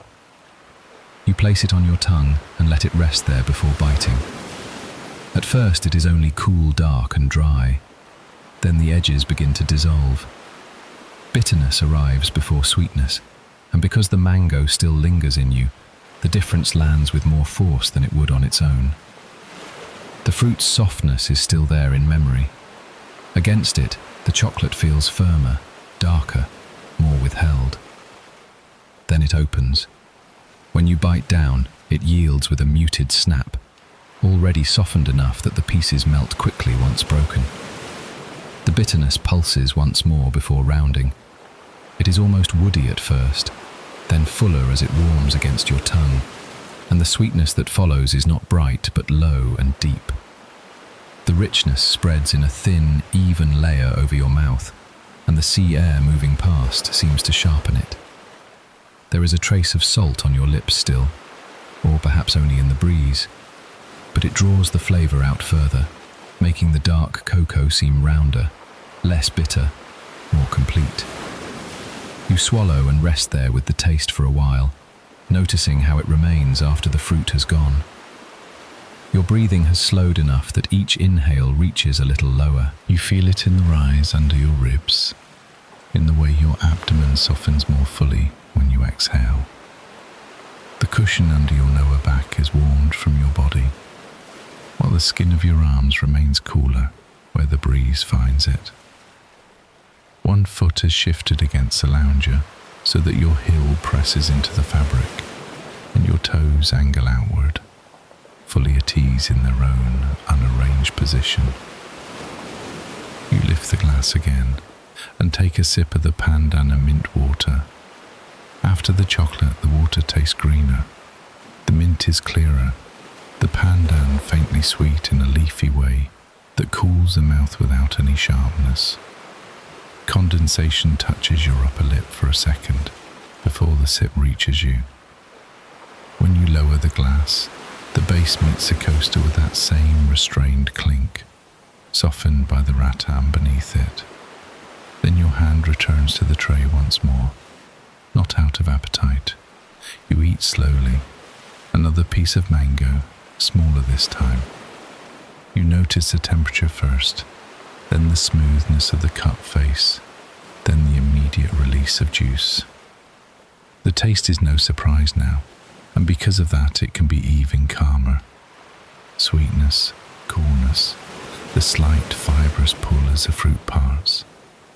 A swallow, a breath, the sea under the deck. The second square of chocolate remains on the plate beside the bowl, dark and matte, except where the corners have begun to gloss. You leave it there for a while and let your eyes rest on it, on the brass bowl, on the pale curve of one remaining banana, on the scattered chips of ice turning clearer as they soften. Inside the pavilion, beyond the open doors, the white curtains move once and settle. You do not look for long. You leave the room for later, with its cotton scent and dimmer air. For now the deck remains enough. Lounger beneath you, tray beside you, breeze crossing from sea to skin, and that low water sound under everything. At last you take the second square. This one is softer than the first. It bends almost imperceptibly before it reaches your mouth. Again you let it rest on your tongue. Again the bitterness opens first, then widens into something smoother as the warmth of your mouth meets it. The edges disappear before the center does. You can feel the chocolate thinning, coating, then fading by slow degrees. By the time it is gone, the sky has deepened another shade. The horizon is harder to separate now. The sea and sky meet without much line between them, one dark plane above another. The deck lanterns are out of sight from where you recline, but their earlier amber still seems to remain somewhere behind you along the boardwalk, absorbed now into wood and air and memory. Here at the lounger, only the nearest surfaces hold any light. The rim of the glass, the brass bowl, the pale flesh of the dragon fruit. You draw one deeper breath and notice a mingling of tastes left behind. Mint and pandan, mango, a trace of cocoa, and the sea's mineral edge. None of them crowd each other. They thin and settle, each one fading at its own pace. Your tongue finds a last smoothness of chocolate near the back of your teeth. Then that too is gone. The fruit remains on the tray, enough for later or not at all. A little meltwater has gathered beneath the bowl. The ice has sunk lower around the brass. Your fingers, when you rest them on the lacquered edge one last time, feel the contrast between the cool damp near the bowl and the dry, faintly warm wood farther out. Then you let your hand fall back to the cushion. You do not need to move again yet. The evening breeze passes over your face and neck. The lounger supports the full length of you without adjustment. Under the deck beams, water continues in its rounded, repeated hush, neither nearer nor farther, only steady. But the steadiness no longer feels like an end. You feel ready to move again. The aftertaste lingers. The breeze moves over your shins and the tops of your feet. Beyond the rail, the dark water keeps drawing the eye outward, and somewhere below, just out of sight, the sea ladder waits against the deck with its last ascending rungs into open water. You stay with that pull a little longer. Sweetness recedes, dark cocoa lingers. Salt returns in the air, and below it all, the sea keeps passing under the villa. Chapter 8. Stepping down the sea ladder into the warm lagoon. And below it all, the sea keeps passing under the villa.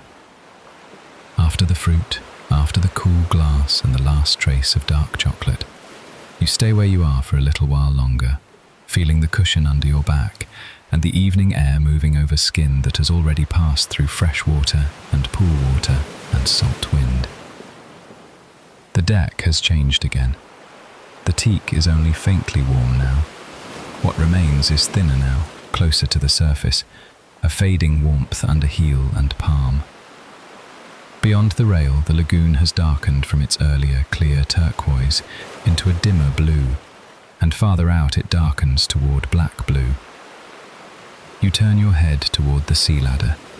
It catches the last of the light in a narrow line along the steel. Not bright exactly, but enough to mark its shape where it drops from the deck into the water below. You have seen it there since you arrived, fixed to the side of the villa, smooth. Until now it has stayed in the background, one more clean line against wood and water. This evening it becomes the next step.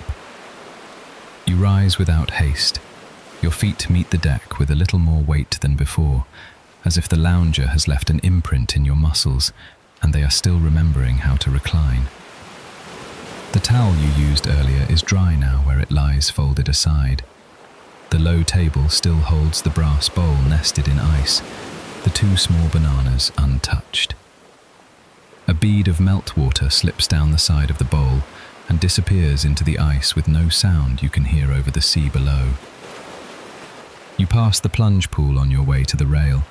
Its black stone has gone from reflective gold to a darker mirror, almost level with the deck, almost indistinguishable from the evening itself, except where the surface catches a pale stripe of sky. The water in it is still. You remember the pool's coolness as you walk by, but this next water will be different. Not enclosed by stone, not gathered into a square. Open beneath the villa, moving in low repetitions under the beams. At the rail, you rest your hand on the steel. It is cooler than the teak, cooler than the air. Not cold, just a clean, exact coolness against your palm, the kind metal keeps after sunset. Your fingers curl around it and feel the smoothness left by salt and rinsing and many bare hands. The ladder gives nothing under your grip. It is fixed and steady. Below, the water lifts and settles in small motions around the lower rungs, touching them and leaving them again with a faint lapping sound. You stand there for a breath or two, looking down. Near the surface, the lagoon still keeps some of the day in it. You can see that in the colour. Even now, a diluted blue-green over pale sand, darkened but not gone. A little deeper, it turns richer, then less readable, the villa's shadow blending into it. The water is darker now, with the villa's shadow mixed into it. Your eyes soften and let it rest there. Then you place one foot on the top rung. The steel is smooth under your foot. Your other hand comes to the rail. The first step lowers your body only a little, enough to change the angle of the breeze against your skin. The air feels cooler here, closer to the water. The sea's sound also changes. Above, it had been beneath everything. Here, at the ladder, it comes nearer the ear, a hollow hush under timber, then a mild touch against the rung below your foot. You take the next step. The water reaches your toes first. It is warmer than you expect, or perhaps exactly as warm as the evening has been teaching you to expect without your noticing. The surface water is warm. It gathers around your toes and the front of your foot. You pause there, 1 foot in, 1 foot above, and feel the contrast between the exposed skin of your shin in the air and the submerged skin of your foot in the sea. Then the other foot follows. Now both feet are in the lagoon, and the warmth closes around them evenly. The water does not rush. It simply receives the shape of your feet and ankles, then moves around them in small adjustments. A ring spreads outward where you entered, widening across the dim surface. You watch it travel until it loses itself in the darker water near the deck shadow. Your hands remain on the rails. The steel keeps its own temperature, and that coolness in your palms makes the warmth around your feet feel more distinct. You descend another rung. The water rises to your ankles, and with that extra depth comes the first change.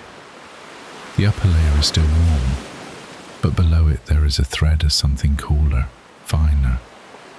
It busses the bones at the ankle and slips around them like silk drawn through water.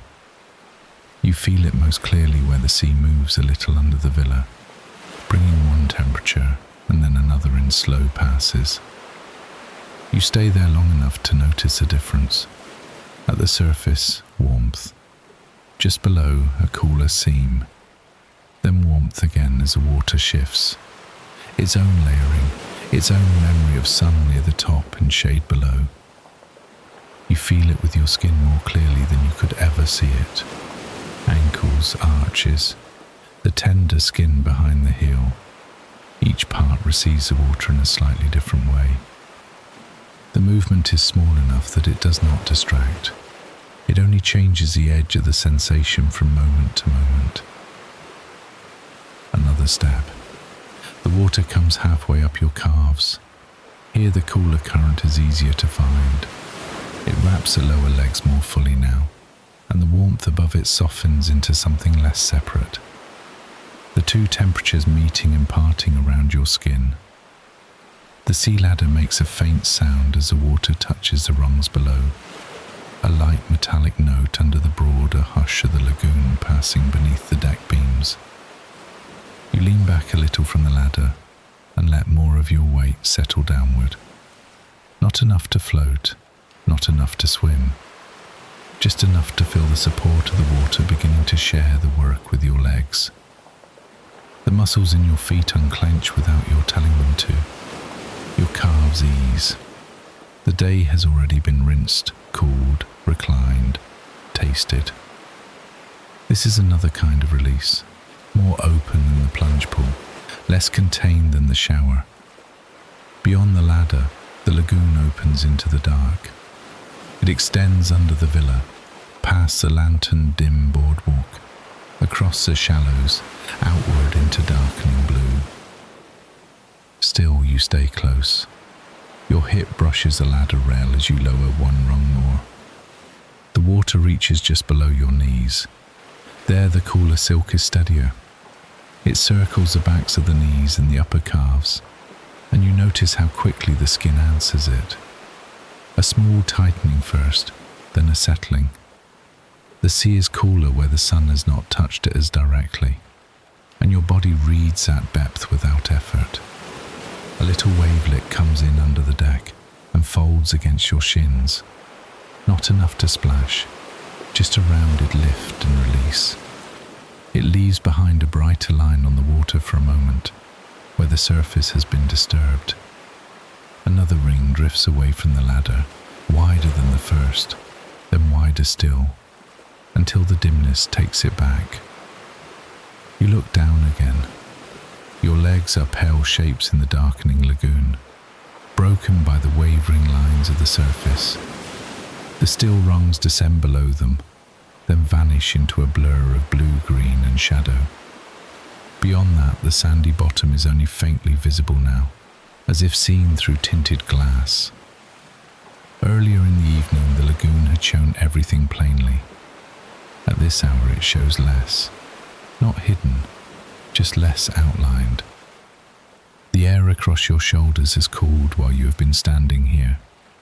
You feel it on the damp skin left by the sea, and for a moment, you feel the different temperatures at once. Shoulders and arms in the evening breeze, hands around cool steel, lower legs in layered water, chest and back still carrying a trace of the day.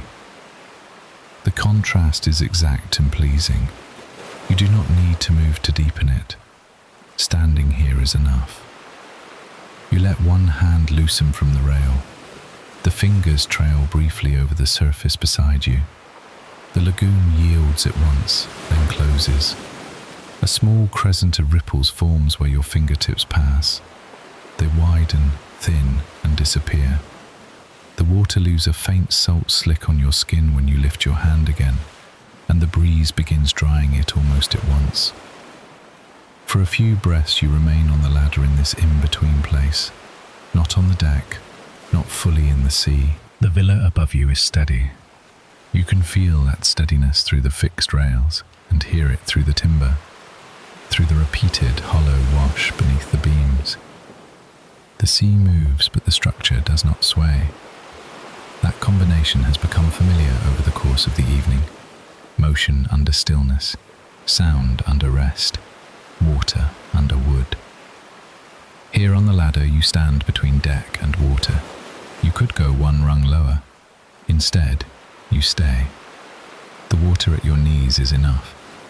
The cooler layer continues to pass around your calves in thin currents. The warmer surface brushes forward again and then recedes.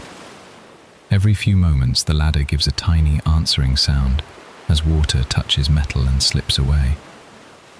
Farther off, the lagoon darkens by degrees, but near you, the surface still gathers a little remaining light from the sky above, enough to show each new ripple until it smooths. Your breathing has changed without announcement.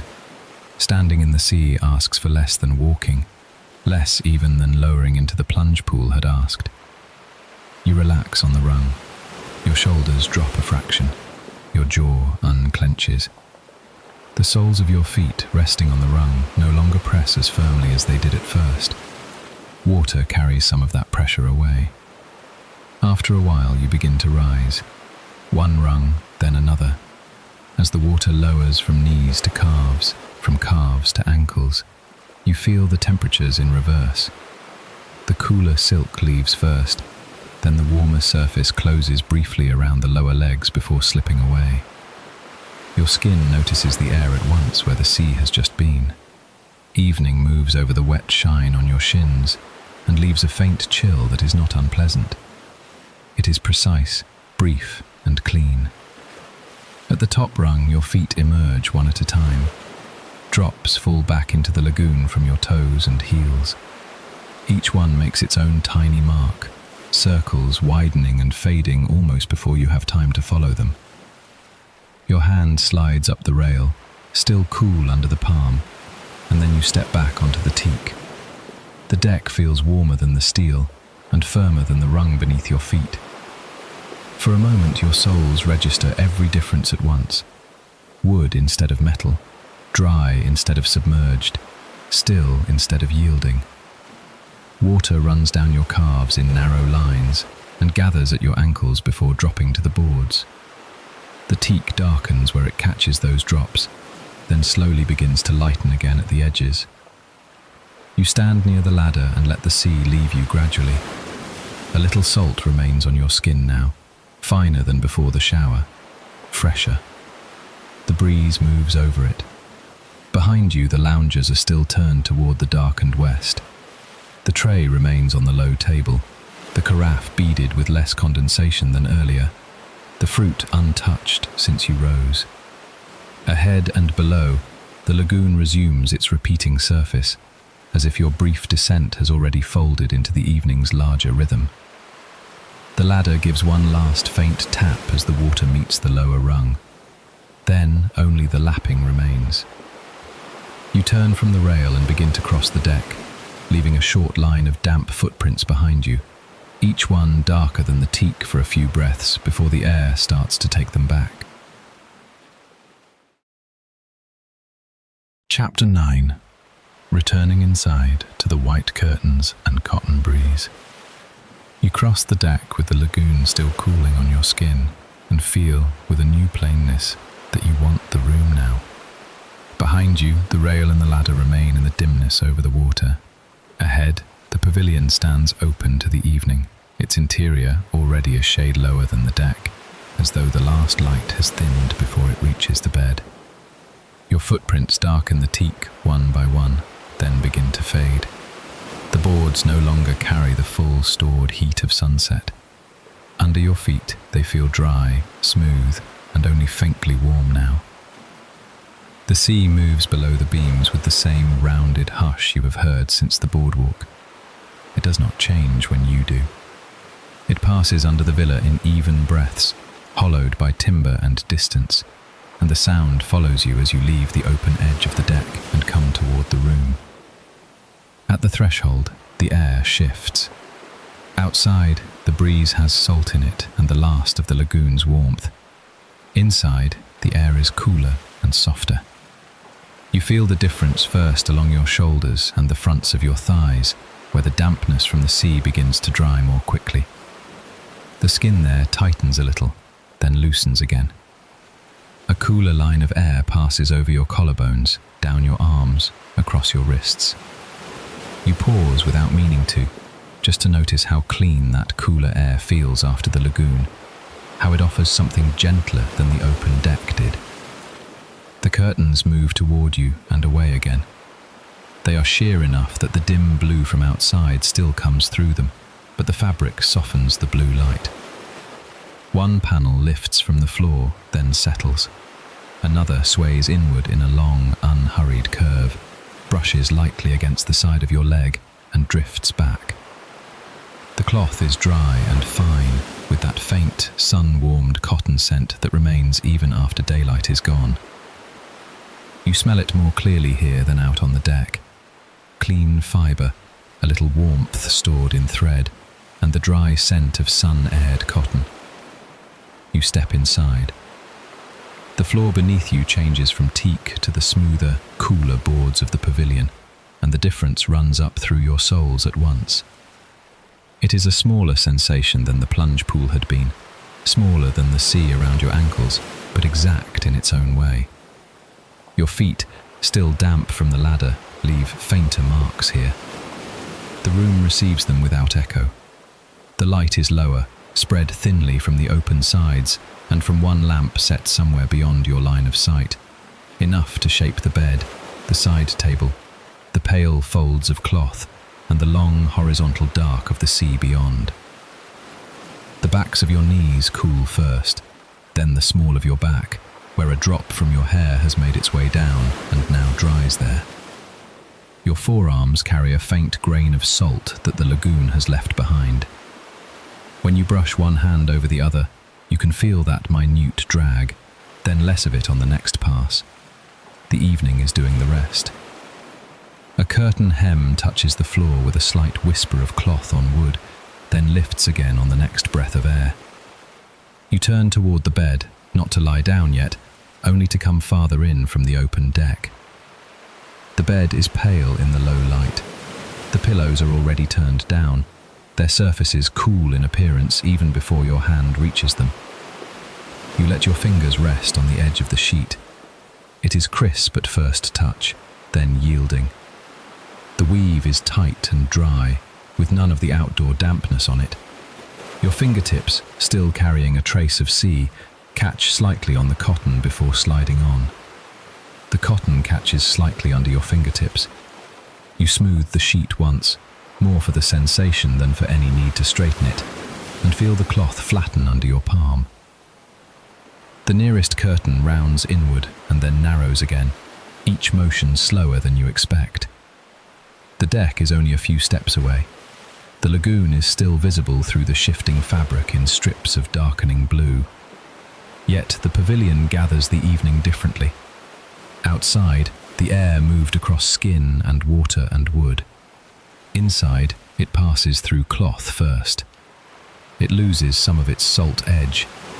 It smells of cotton, pale timber, and the faintest trace of the day's sun stored in fabric. The hollow wash under the villa continues, muted now by floorboards and distance, but no less regular.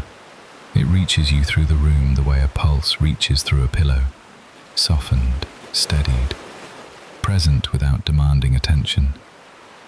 You find that you no longer need to look toward the water to know it is there. The sound has already taken its place beneath everything else. Your hair, still damp at the ends, brushes the back of your neck. You gather it forward over one shoulder and feel the cooler room touch the skin it leaves bare. The nape of your neck releases a little more heat. A few droplets darken the fabric at your shoulder for a moment, then disappear into it. The simple act of moving your hair changes the whole upper line of your body. The air can reach places the sea had covered. You notice your shoulder blades, your upper arms, the back of your waist, not as separate parts to think about, only as places where the evening arrives 1 degree at a time. The curtain nearest the bed drifts low enough to skim your knuckles. You let it pass over them. The contact is barely there, just the lightest drag of cotton veil over skin, and then it is gone. The next movement brings it back, not quite touching this time. You could step away from it, but you do not. The repetition is pleasant. Cloth nearing, cloth passing, cloth lifting from the floor again. Outside, the deck has darkened another shade. Through the open side of the pavilion, you can still make out the low table between the loungers, the carafe catching a last diluted glint, the outline of the bowl where fruit remains nested in ice. Nothing calls you back out there. The evening has simply folded inward, and you have followed it. You move to sit at the side of the bed. The mattress lowers under your weight with a slow, even give. Your calves meet the edge first, then the backs of your thighs. The linen beneath your hands is cooler than your skin, and for a moment the contrast wakes every place where the sea had already begun to dry. You feel it at the backs of your knees, along your shins, at the tender skin inside your wrists, where your fingers brace against the mattress. Damp hair grazes your shoulder. The indoor air reaches the skin beneath it. Then the fabric warms slightly where you touch it, and the difference becomes less sharp. You sit there for a few breaths, feet still on the floor. The lagoon beyond the curtains has deepened from blue to something nearer ink. Though close to the villa, you can still sense the shallows under the surface, a faint diluted tone beneath the darker skin of water. The sea ladder is no longer distinct. The rail is only a line. The world has narrowed to cloth, air, cool floorboards, and the sound under the deck. You rub one foot lightly against the opposite ankle. Salt left by drying water gives a fine, clean rasp there. It is almost gone. Your skin feels newly rinsed by sea and air together, as if the lagoon and the pavilion have each taken a turn at it. The tops of your feet cool first, then your ankles. The warmth remains longer at the center of your chest and under your arms. A curtain hem brushes the floor once more, then lifts with the next current of air, making a slight change in the sound of the room as it rises. That small sound draws your attention to the floor itself. Smooth planks, matte in the low light, carrying your fading footprints from the threshold toward the bed. The first marks are nearly gone now. The last, near where you sit, remain darker. You watch one edge soften as the moisture leaves it. Even that little dark shape cannot keep its outline for long. You lean back on your hands and lift your face toward the moving air. The breeze reaches your throat, then the underside of your chin, then your cheeks. It carries no chill, only a cleaner coolness than outside. The scent of cotton comes again, mixed now with the faint mineral dryness of the room and the far green trace of water beyond. Your lips still taste a little of salt and dark chocolate. The sweetness from the fruit has already thinned to memory, but the body keeps it somewhere. You notice it only because the air is so clear. When you breathe in, your ribs widen against damp skin that is almost dry.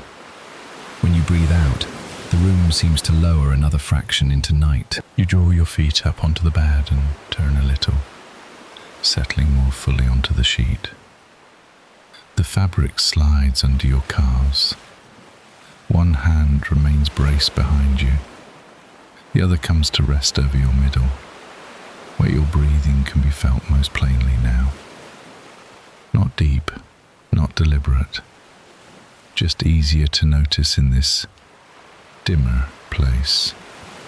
The curtain at the open side of the pavilion rounds inward again, and for a moment obscures the view outside completely. There is only white cloth shifting in the low light. Then the shape eases back, and the dark water appears once more beyond it. This alternation continues without hurry. Room, sea, room, sea. Shelter, openness. Cotton, salt. Each one passing into the next without a hard edge between them. You think briefly that surfaces have stopped shining now. The bed linen does it. The floor does it. Your skin does it too. The last visible dampness at your shin disappears, and in its place there is only the faint cool after it. Your shoulders no longer carry the warmth of the deck. Your hair is drying strand by strand. The room receives all of this without changing its rhythm. Below, water passes under the beams. Above it, the curtain lifts. Drops, if any still cling to your skin, are too small now to feel. The air crosses the sheet. The sheet cools your legs. Your breathing slows enough that you can feel the pulse at the end of each exhale. Not held, just naturally there. You lower yourself at last, not fully under the covers, only onto the turned back bed, one shoulder meeting the pillow, then the other. The pillow is cooler than the sheet had been, and smoother. It gives under the side of your head with a denser softness, supporting the neck where the breeze can still reach it. Your ear against the pillowcase hears the room differently. The water beneath the villa sounds deeper from here, more internal somehow, as though the timber carries it upward in a filtered line. The curtains continue their slow in and out. One edge drifts near the floor, touches, lifts. You do not need to watch it every time to know it is happening. The movement enters the room and repeats there, just as the sea repeats below. Between them, the bed remains steady, the sheet cool under your calves, the pillow smooth beneath your cheek. The scent of sun-dried cotton passing through the air again and again, lighter each time, but still there. As you lie still, that steadiness begins to gather you more completely. The mattress taking your weight, the pillow holding your head. The sheet takes the last coolness from your skin. Chapter 10. Finding the cool coconut and lime towel at turn down hour. You lie for a while without changing position, feeling the sheet cool under your calves and the pillow smooth beneath your cheek. The room grows dimmer. The curtain nearest the bed moves in, then eases back again. Air crosses your damp skin where the lagoon has dried to a faint trace of salt. Beneath the floor, under the deck beams, the sea keeps up its rounded, hollow hush. Not loud enough to interrupt thought, only steady enough to thin it. When you turn your head, the side of the bed comes into view more clearly. Near it, on the low table, a small ceramic dish has been set down since you were last looking. You do not hear any sign of when it was placed there. It simply belongs to the room now. The dish is pale and matte, its glaze the colour of wet shell, with a faint unevenness at the rim that catches the lamp's low light. Resting inside it is a neatly folded hand towel, still gathered into itself, one corner turned back just enough to show its thickness. You notice it first as a patch of brightness in the dim room, then as something cool. You shift onto one elbow. The sheet slides over your thigh with a dry, smooth sound. Your feet find the floor beside the bed, and the boards feel cooler now than when you crossed them from the deck. Not cold, only absent of the day's warmth at last. The air reaches the backs of your knees, the inside of your wrists, the hollow at the base of your throat. Outside, there is still the lagoon, now darkening toward ink blue beyond the rail. The plunge pool somewhere beyond the curtains, the polished steel ladder descending into water you no longer need to touch tonight. Inside, there is this smaller circle of things: bed, lamp, cotton, dish, towel, breath. You stand and move the short distance to the table. The towel is folded to fit the dish. Its edges are not pressed flat. There is a little softness to them, a slight rise where the cloth has absorbed its coolness. When you place your fingers against the top layer, the first sensation is not wetness, but temperature. The cloth is cool. Then, beneath that, you feel the weave itself. Fine cotton, denser than the sheet on the bed, with a faint grain under your thumb. You lift it. The dish gives a small ceramic sound against the table as the weight leaves it. The towel unfolds a little in your hands, enough to release its scent. Coconut water first, cleaner and less sweet than coconut cream, more like the inside of a fresh shell than anything sugared. Under it comes lime leaf, green and slightly bitter at the edge, the brightness of it softened by the cool cloth. Together they make a scent that feels less like perfume and more like something prepared for use, something simple, something meant for this moment. You hold it a moment longer before bringing it up. The cool reaches your palms more fully now. It gathers in the center of each hand and then spreads outward into your fingers, into the small joints that have curled loosely around the fold. Without deciding to, you turn the towel once and press it across one wrist, then the other. The skin there answers immediately. A little warmth leaves in stages. The pulse beneath the towel feels distinct for a few beats. You pause there. The curtain lifts and falls behind you. The sea repeats below. Then you bring the towel to your face. It touches your forehead first. The relief is precise. Not dramatic, not a shock, only a clean lowering of temperature where the day had stayed longest. You move it slowly across your brow, over one temple, then the other. A trace of dried salt loosens near your hairline. The cotton has a little weight to it.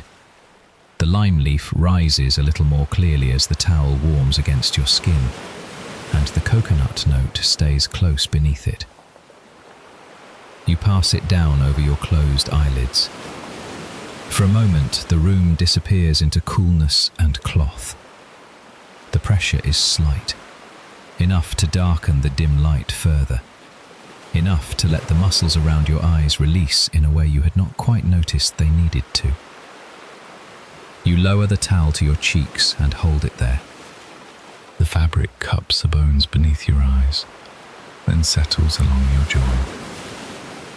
Your shoulders drop a little without instruction. You can feel where the cloth is more chilled at the center fold, and where it has already begun to warm at the edges. It makes you slow down naturally because the cool is strongest where the towel has been untouched. And you find yourself turning it carefully, preserving one fresh section for the other side of your face. At the corner of your mouth there is a faint taste of salt still, left from the lagoon and the sea air. The salt taste fades, leaving behind something cleaner, greener. You draw it down over your neck. There the difference is even more noticeable. The front of your throat, the sides where the breeze had been finding you through the curtains, the place just under the ear, where warmth collects and stays. The cotton leaves a thin trail of moisture that disappears almost as soon as it is laid down. You press the towel lightly at the back of your neck, and the coolness sits there with a little more weight. Your head tips forward on its own. The nape releases. A breath goes out longer than the one before it. The towel has been left where your hand would find it. The dish has been placed near enough to the bed that you can reach it in this dim light without searching. The room has already been lowered toward night. Lamp reduced, sheet turned down, curtains moving in the openings. You are not being observed in any of it, only considered in advance and accurately. You bring the towel to one forearm and then the other, slowly from wrist to elbow. The skin there is already cool from the room, but the cloth changes it anyway. Your hands have worn the towel in places, and so you refold it, exposing another chilled inner layer. That small reserve of coolness meets the tender underside of the wrist again, then the heel of the palm. It is enough to make you notice your hands more clearly. The slight dryness left by salt and air, the looseness coming into the fingers, the way the joints no longer feel occupied with anything, The ceramic dish remains on the table, empty now, its pale rim catching a low crescent of light. Beside it, the lamp gives only a small pool across the wood. Beyond that, the room dissolves into layered dimness. The bed, the white curtain, the darker opening beyond, and farther still the night over the lagoon. You do not need to see the water to feel how near it is. The sound under the villa keeps a distance measured, not far, just below. You sit at the edge of the bed with the towel in your hands. The mattress lowers under your weight. The sheet brushes the backs of your calves again. Your hair, still carrying the faint memory of salt, cools at the nape where the cloth has passed. You press the folded towel once more into your palms, and this time the coolness is lighter, mixed now with your own warmth. That too is part of its comfort. It meets your skin and becomes part of the hour you are in. You lift it to your collarbones, then let it rest there for a few breaths. The cotton lies across the upper chest with a pleasant weight, not enough to chill, only enough to draw the last of the day's heat away from the skin. The scent has softened further now, less lime, more the clean dampness of cotton itself, with that clear coconut note still underneath. The air moving through the curtains reaches the edges of the town and cools them again. Not fully, just enough that when you shift it, a faint, fresh patch meets your skin once more. Somewhere outside, beyond the pavilion, a drop of water falls from a rail or leaf or ladder rung and disappears into the larger hush below. The sound is too small to separate for long. It folds back into the sea under the deck. You wipe one ankle, then the other, almost absently, and smile without effort at the unnecessary care of it. The lagoon has already dried. The floor is clean, but the town is still cool in places, and your body is still willing to receive that final bit of attention. Over the ankle bone, along the top of the foot, around the heel where the boards had pressed lightly when you stood at the sea ladder, and later at the bedside. When you set the towel against the inside of one wrist again, the pulse there is slower than before, or perhaps only easier to feel because the room feels smaller now. The bed behind you, the table at your side, the curtain moving in and out, the sea beneath all of it, passing under the beams with the same rounded, softened rhythm it had when you first crossed the boardwalk in the evening light. You fold the towel once more, not as neatly as before, but enough to gather it into a manageable square. Then you place it back in the dish. It lands with a small, dampened weight. One edge spills open a little, no longer exact, and that seems right. The cloth has been used. It has given up some of its chill to your palms, your wrists, your face, the back of your neck. It carries a little of your warmth now in return. A faint crescent of moisture darkens the ceramic where it rests. In the low light, that darker patch gleams briefly, then becomes just another pale shape by the bed. You slide farther onto the mattress and draw your legs up, turning toward the pillow again. The sheet is cooler than your skin for a moment, then less so. Your shoulder settles into the bed. The space behind your knees loosens. One hand comes to rest near your face, and at your wrist there is still the memory of the towel's temperature. The scent remains too, very lightly. Lime leaf faded to green, coconut water thinned almost to freshness alone. The curtain lifts once more and lowers. Air moves over the sheet, over your forearm, over the place at the nape that the towel touched last. The lamp's low glow shapes the dish for a final moment when you glance that way.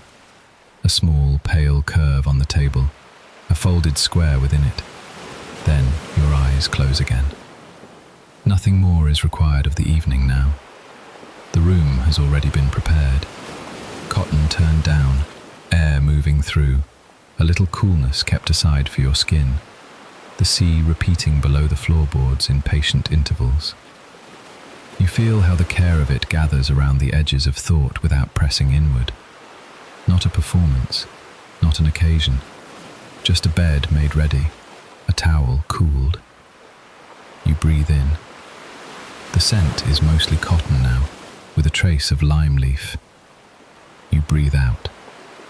Below, water passes under the villa, beam after beam, with the same low, hollow hush, and the sound continues there as your hands loosen, as the last coolness fades from your wrists into the rest of you, as the curtain moves and settles and moves again.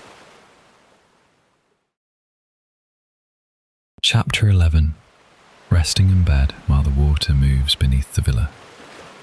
Below, water passes under the villa, beam after beam, with the same low, hollow hush, and the sound continues there as your hands loosen, as the last stored coolness fades from your wrists into the rest of you, as the curtain moves and settles and moves again.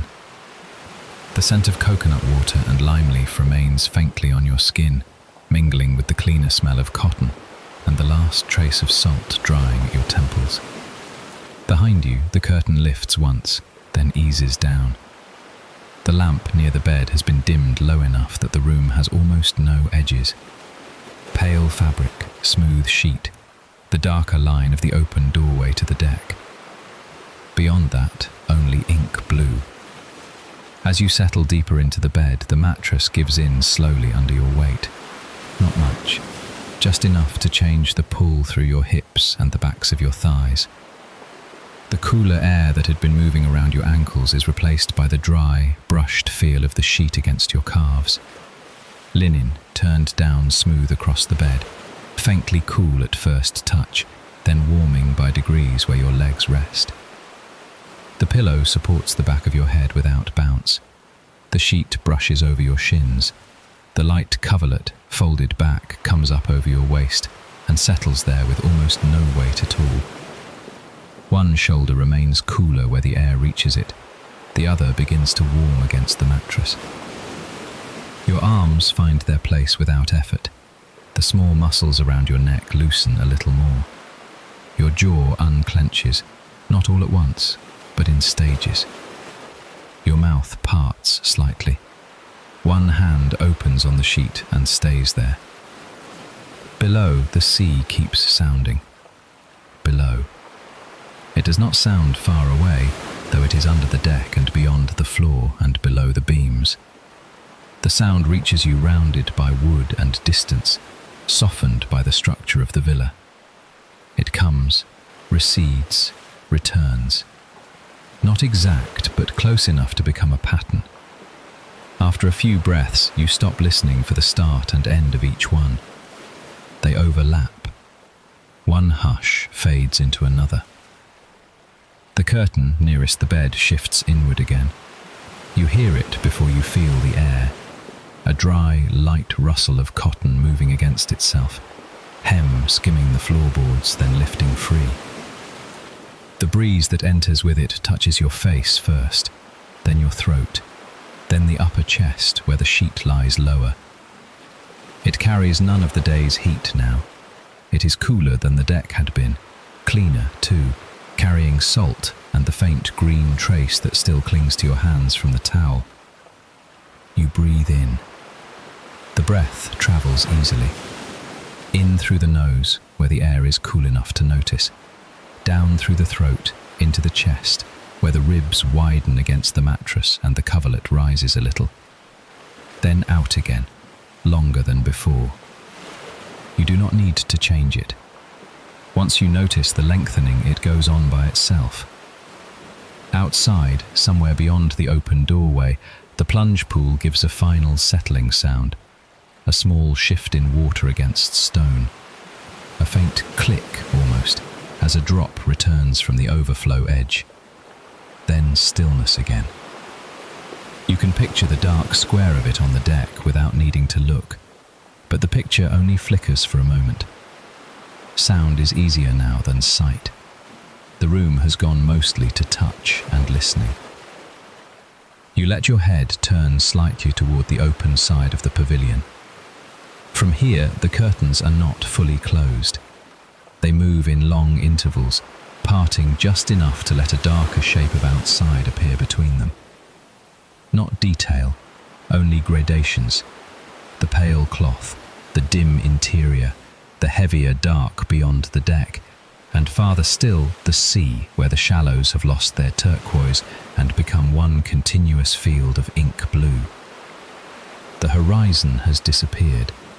Sky and water meet without a line. You know the ladder is out there, descending into the lagoon, and the low table with the carafe on its rattan coaster, and the brass bowl nested in ice with whatever fruit remains. But they are no longer objects to attend to. They have settled into the same darkness as the rail and the deck planks and the outer edge of the pool. Your body settles too. The backs of your heels soften into the bed. Your knees release their last small effort and angle outward by a fraction. The weight of your hips spreads more evenly into the mattress. Across your lower back, there is that familiar first moment of support, becoming trust. When you stop carrying yourself quite so much.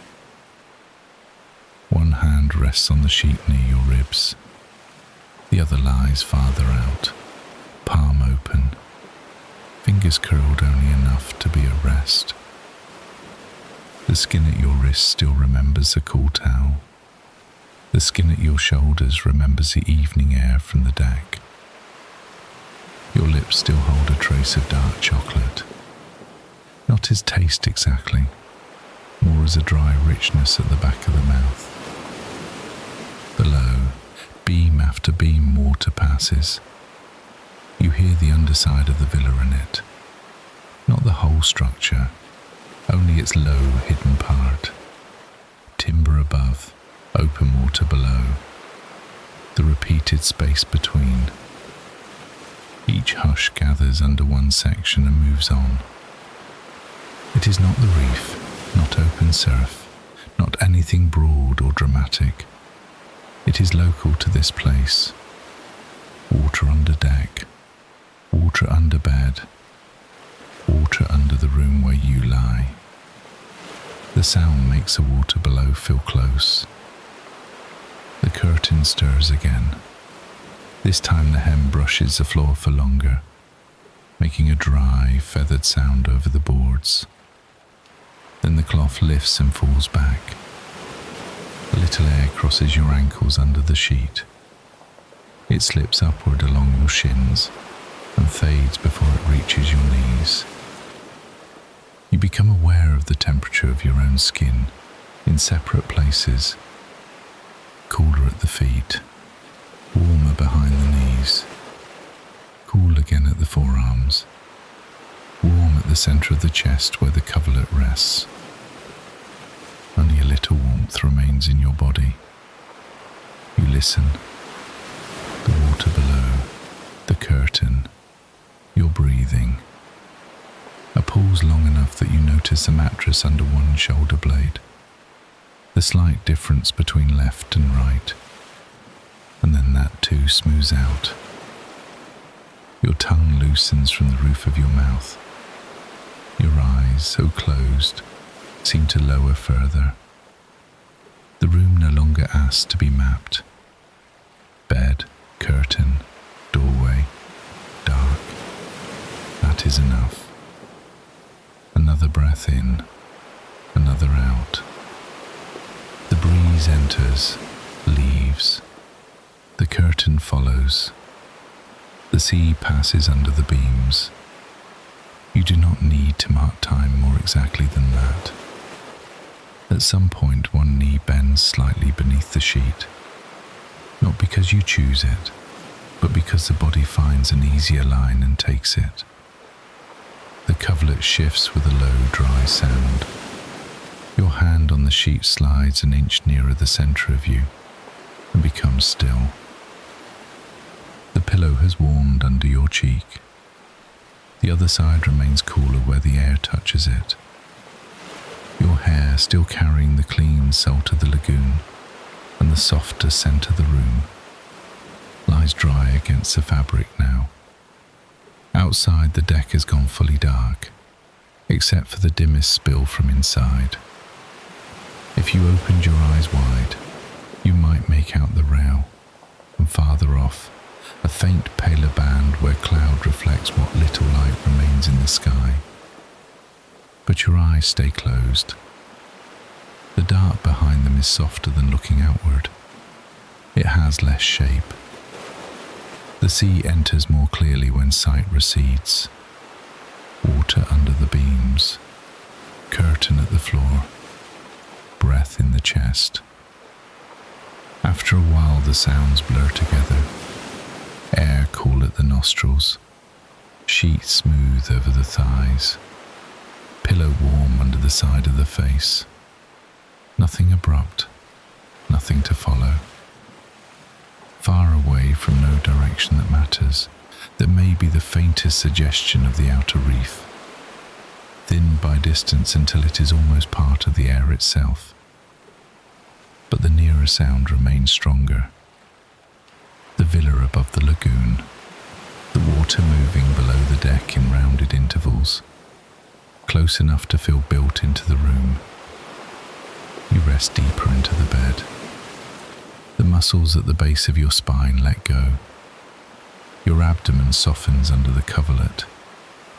The space between your shoulder blades broadens against the mattress. Even your hands seem heavier now, though they barely weigh on the sheet at all. The breeze reaches your throat again, and this time you barely register the moment it arrives. Only the next breath tells you it is there. The curtain moves and settles, and moves again. The water passes under the beams, and passes again. Your breath follows. Pale cloth, ink blue, sea air, warm pillow, smooth sheet, curtain, water, breath. Chapter 12. Drifting into the indigo night with sea air and soft water sounds. The room remains open and the night has gone fully indigo. Beyond the pale movement of the curtain, the lagoon is no longer turquoise at all, no longer even blue in any daytime sense. It has darkened until water and sky nearly match, a broad, dark surface with only the faintest difference between them. The line where one ends and the other begins has thinned until your eyes stop trying to follow it. Out there, farther from the villa, the lagoon turns almost ink-like. Closer in, beneath the deck, there is still a little diluted sheen where the water catches what light remains from inside. You lie under the light coverlet and you settle deeper into the bed. The linen has lost the daytime crispness it held earlier. It is warmer where your legs have rested, cooler near the edge where sea air moves across it. The pillow fits the side of your head now. At your wrists there is still the faint trace of coconut water and lime leaf from the folded towel, though it has softened now, become less a scent than a cool memory on the skin. The curtain lifts, then lowers. Not far, only enough to change the air across your face and throat. Sun-dried cotton passes close and then away again, and each movement leaves a slightly different temperature behind it. The breeze from the deck is cooler than it was an hour ago. It touches the damp places at your hairline first, then the hollow at the base of your neck, then the forearms resting above the sheet.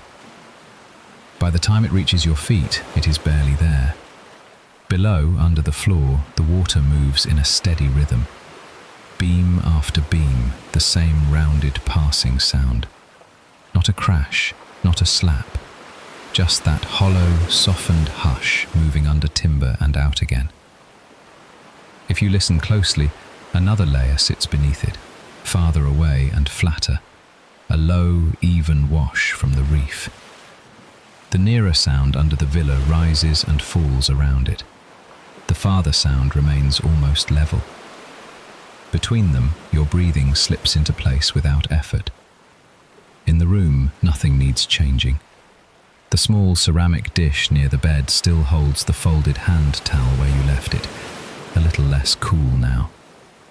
The lamp has been dimmed low enough that the brass edge of the tray outside is no longer visible from here, only the pale suggestion of the table beyond the curtain, and, farther still, the deck where the loungers face darkness instead of sunset. Somewhere out there, on the low table between them, the glass you did not finish stands beside the carafe. Earlier, its sides were beaded thickly with condensation. Now the droplets have thinned. The glass is no longer as cold. Your shoulders sink farther into the mattress. The muscles along the back of your neck loosen by degrees too small to count. Your jaw rests unclenched. One knee rolls a little outward under the coverlet, and the sheet shifts across your thigh with a dry, smooth drag. The skin behind your knees still remembers the cooler air from the open deck. Your feet, which stepped over warm boards and down polished steel into the lagoon, are no longer aware of the path they took. They are simply still now, one heel resting lightly against the other. The curtain lifts again. This time the hem brushes the floor with a faint stroke, then rises clear of it. A little more indigo shows through the opening, and with it the dark rectangle of the doorway. And beyond that, the deck suspended over water you cannot see directly, but can hear without interruption. You listen. The water under the beams, the reef wash beyond, the slight shift of cotton, your own breath entering cooler than it leaves. The exhale warms the air near your upper lip for a moment before it disappears into the room. Then the next breath comes in, touched by sea salt and night air. In, out, cooler, warmer. In, out. After a while, you stop following each part and simply rest in the repetition. Linen against your shin, pillow under your cheek, air moving over the bridge of your nose, the dark beyond the curtain, water under wood. The room is darker now than it was a few breaths ago. Your eyes can still make out the nearest folds of the curtain and the pale line of sheet over your body. But the corners of the pavilion have receded. The low table by the bed is mostly shape. The ceramic dish is only a lighter oval against wood. Outside, the plunge pool has vanished into the deck. If it catches any light at all, it does so too faintly to separate from the rest of the night. Once from somewhere beyond the doorway, there comes the smallest settling sound from that direction, a tiny shift of water against stone, and stillness again. After that, only the sea. Your breathing has grown slower without instruction. The space between one exhale and the next inhale stretches a little, not from effort, only from ease. Your ribs rise under the coverlet and fall. The sheet moves over your chest with each breath, a motion so slight it is almost nothing. The cooler air crossing the bed finds a hollow of your throat, the inside of your wrist, the bare strip of ankle left uncovered when the sheet loosened. Throat first is freshness, wrist is a faint chill, ankle is a passing line. Then the air moves on.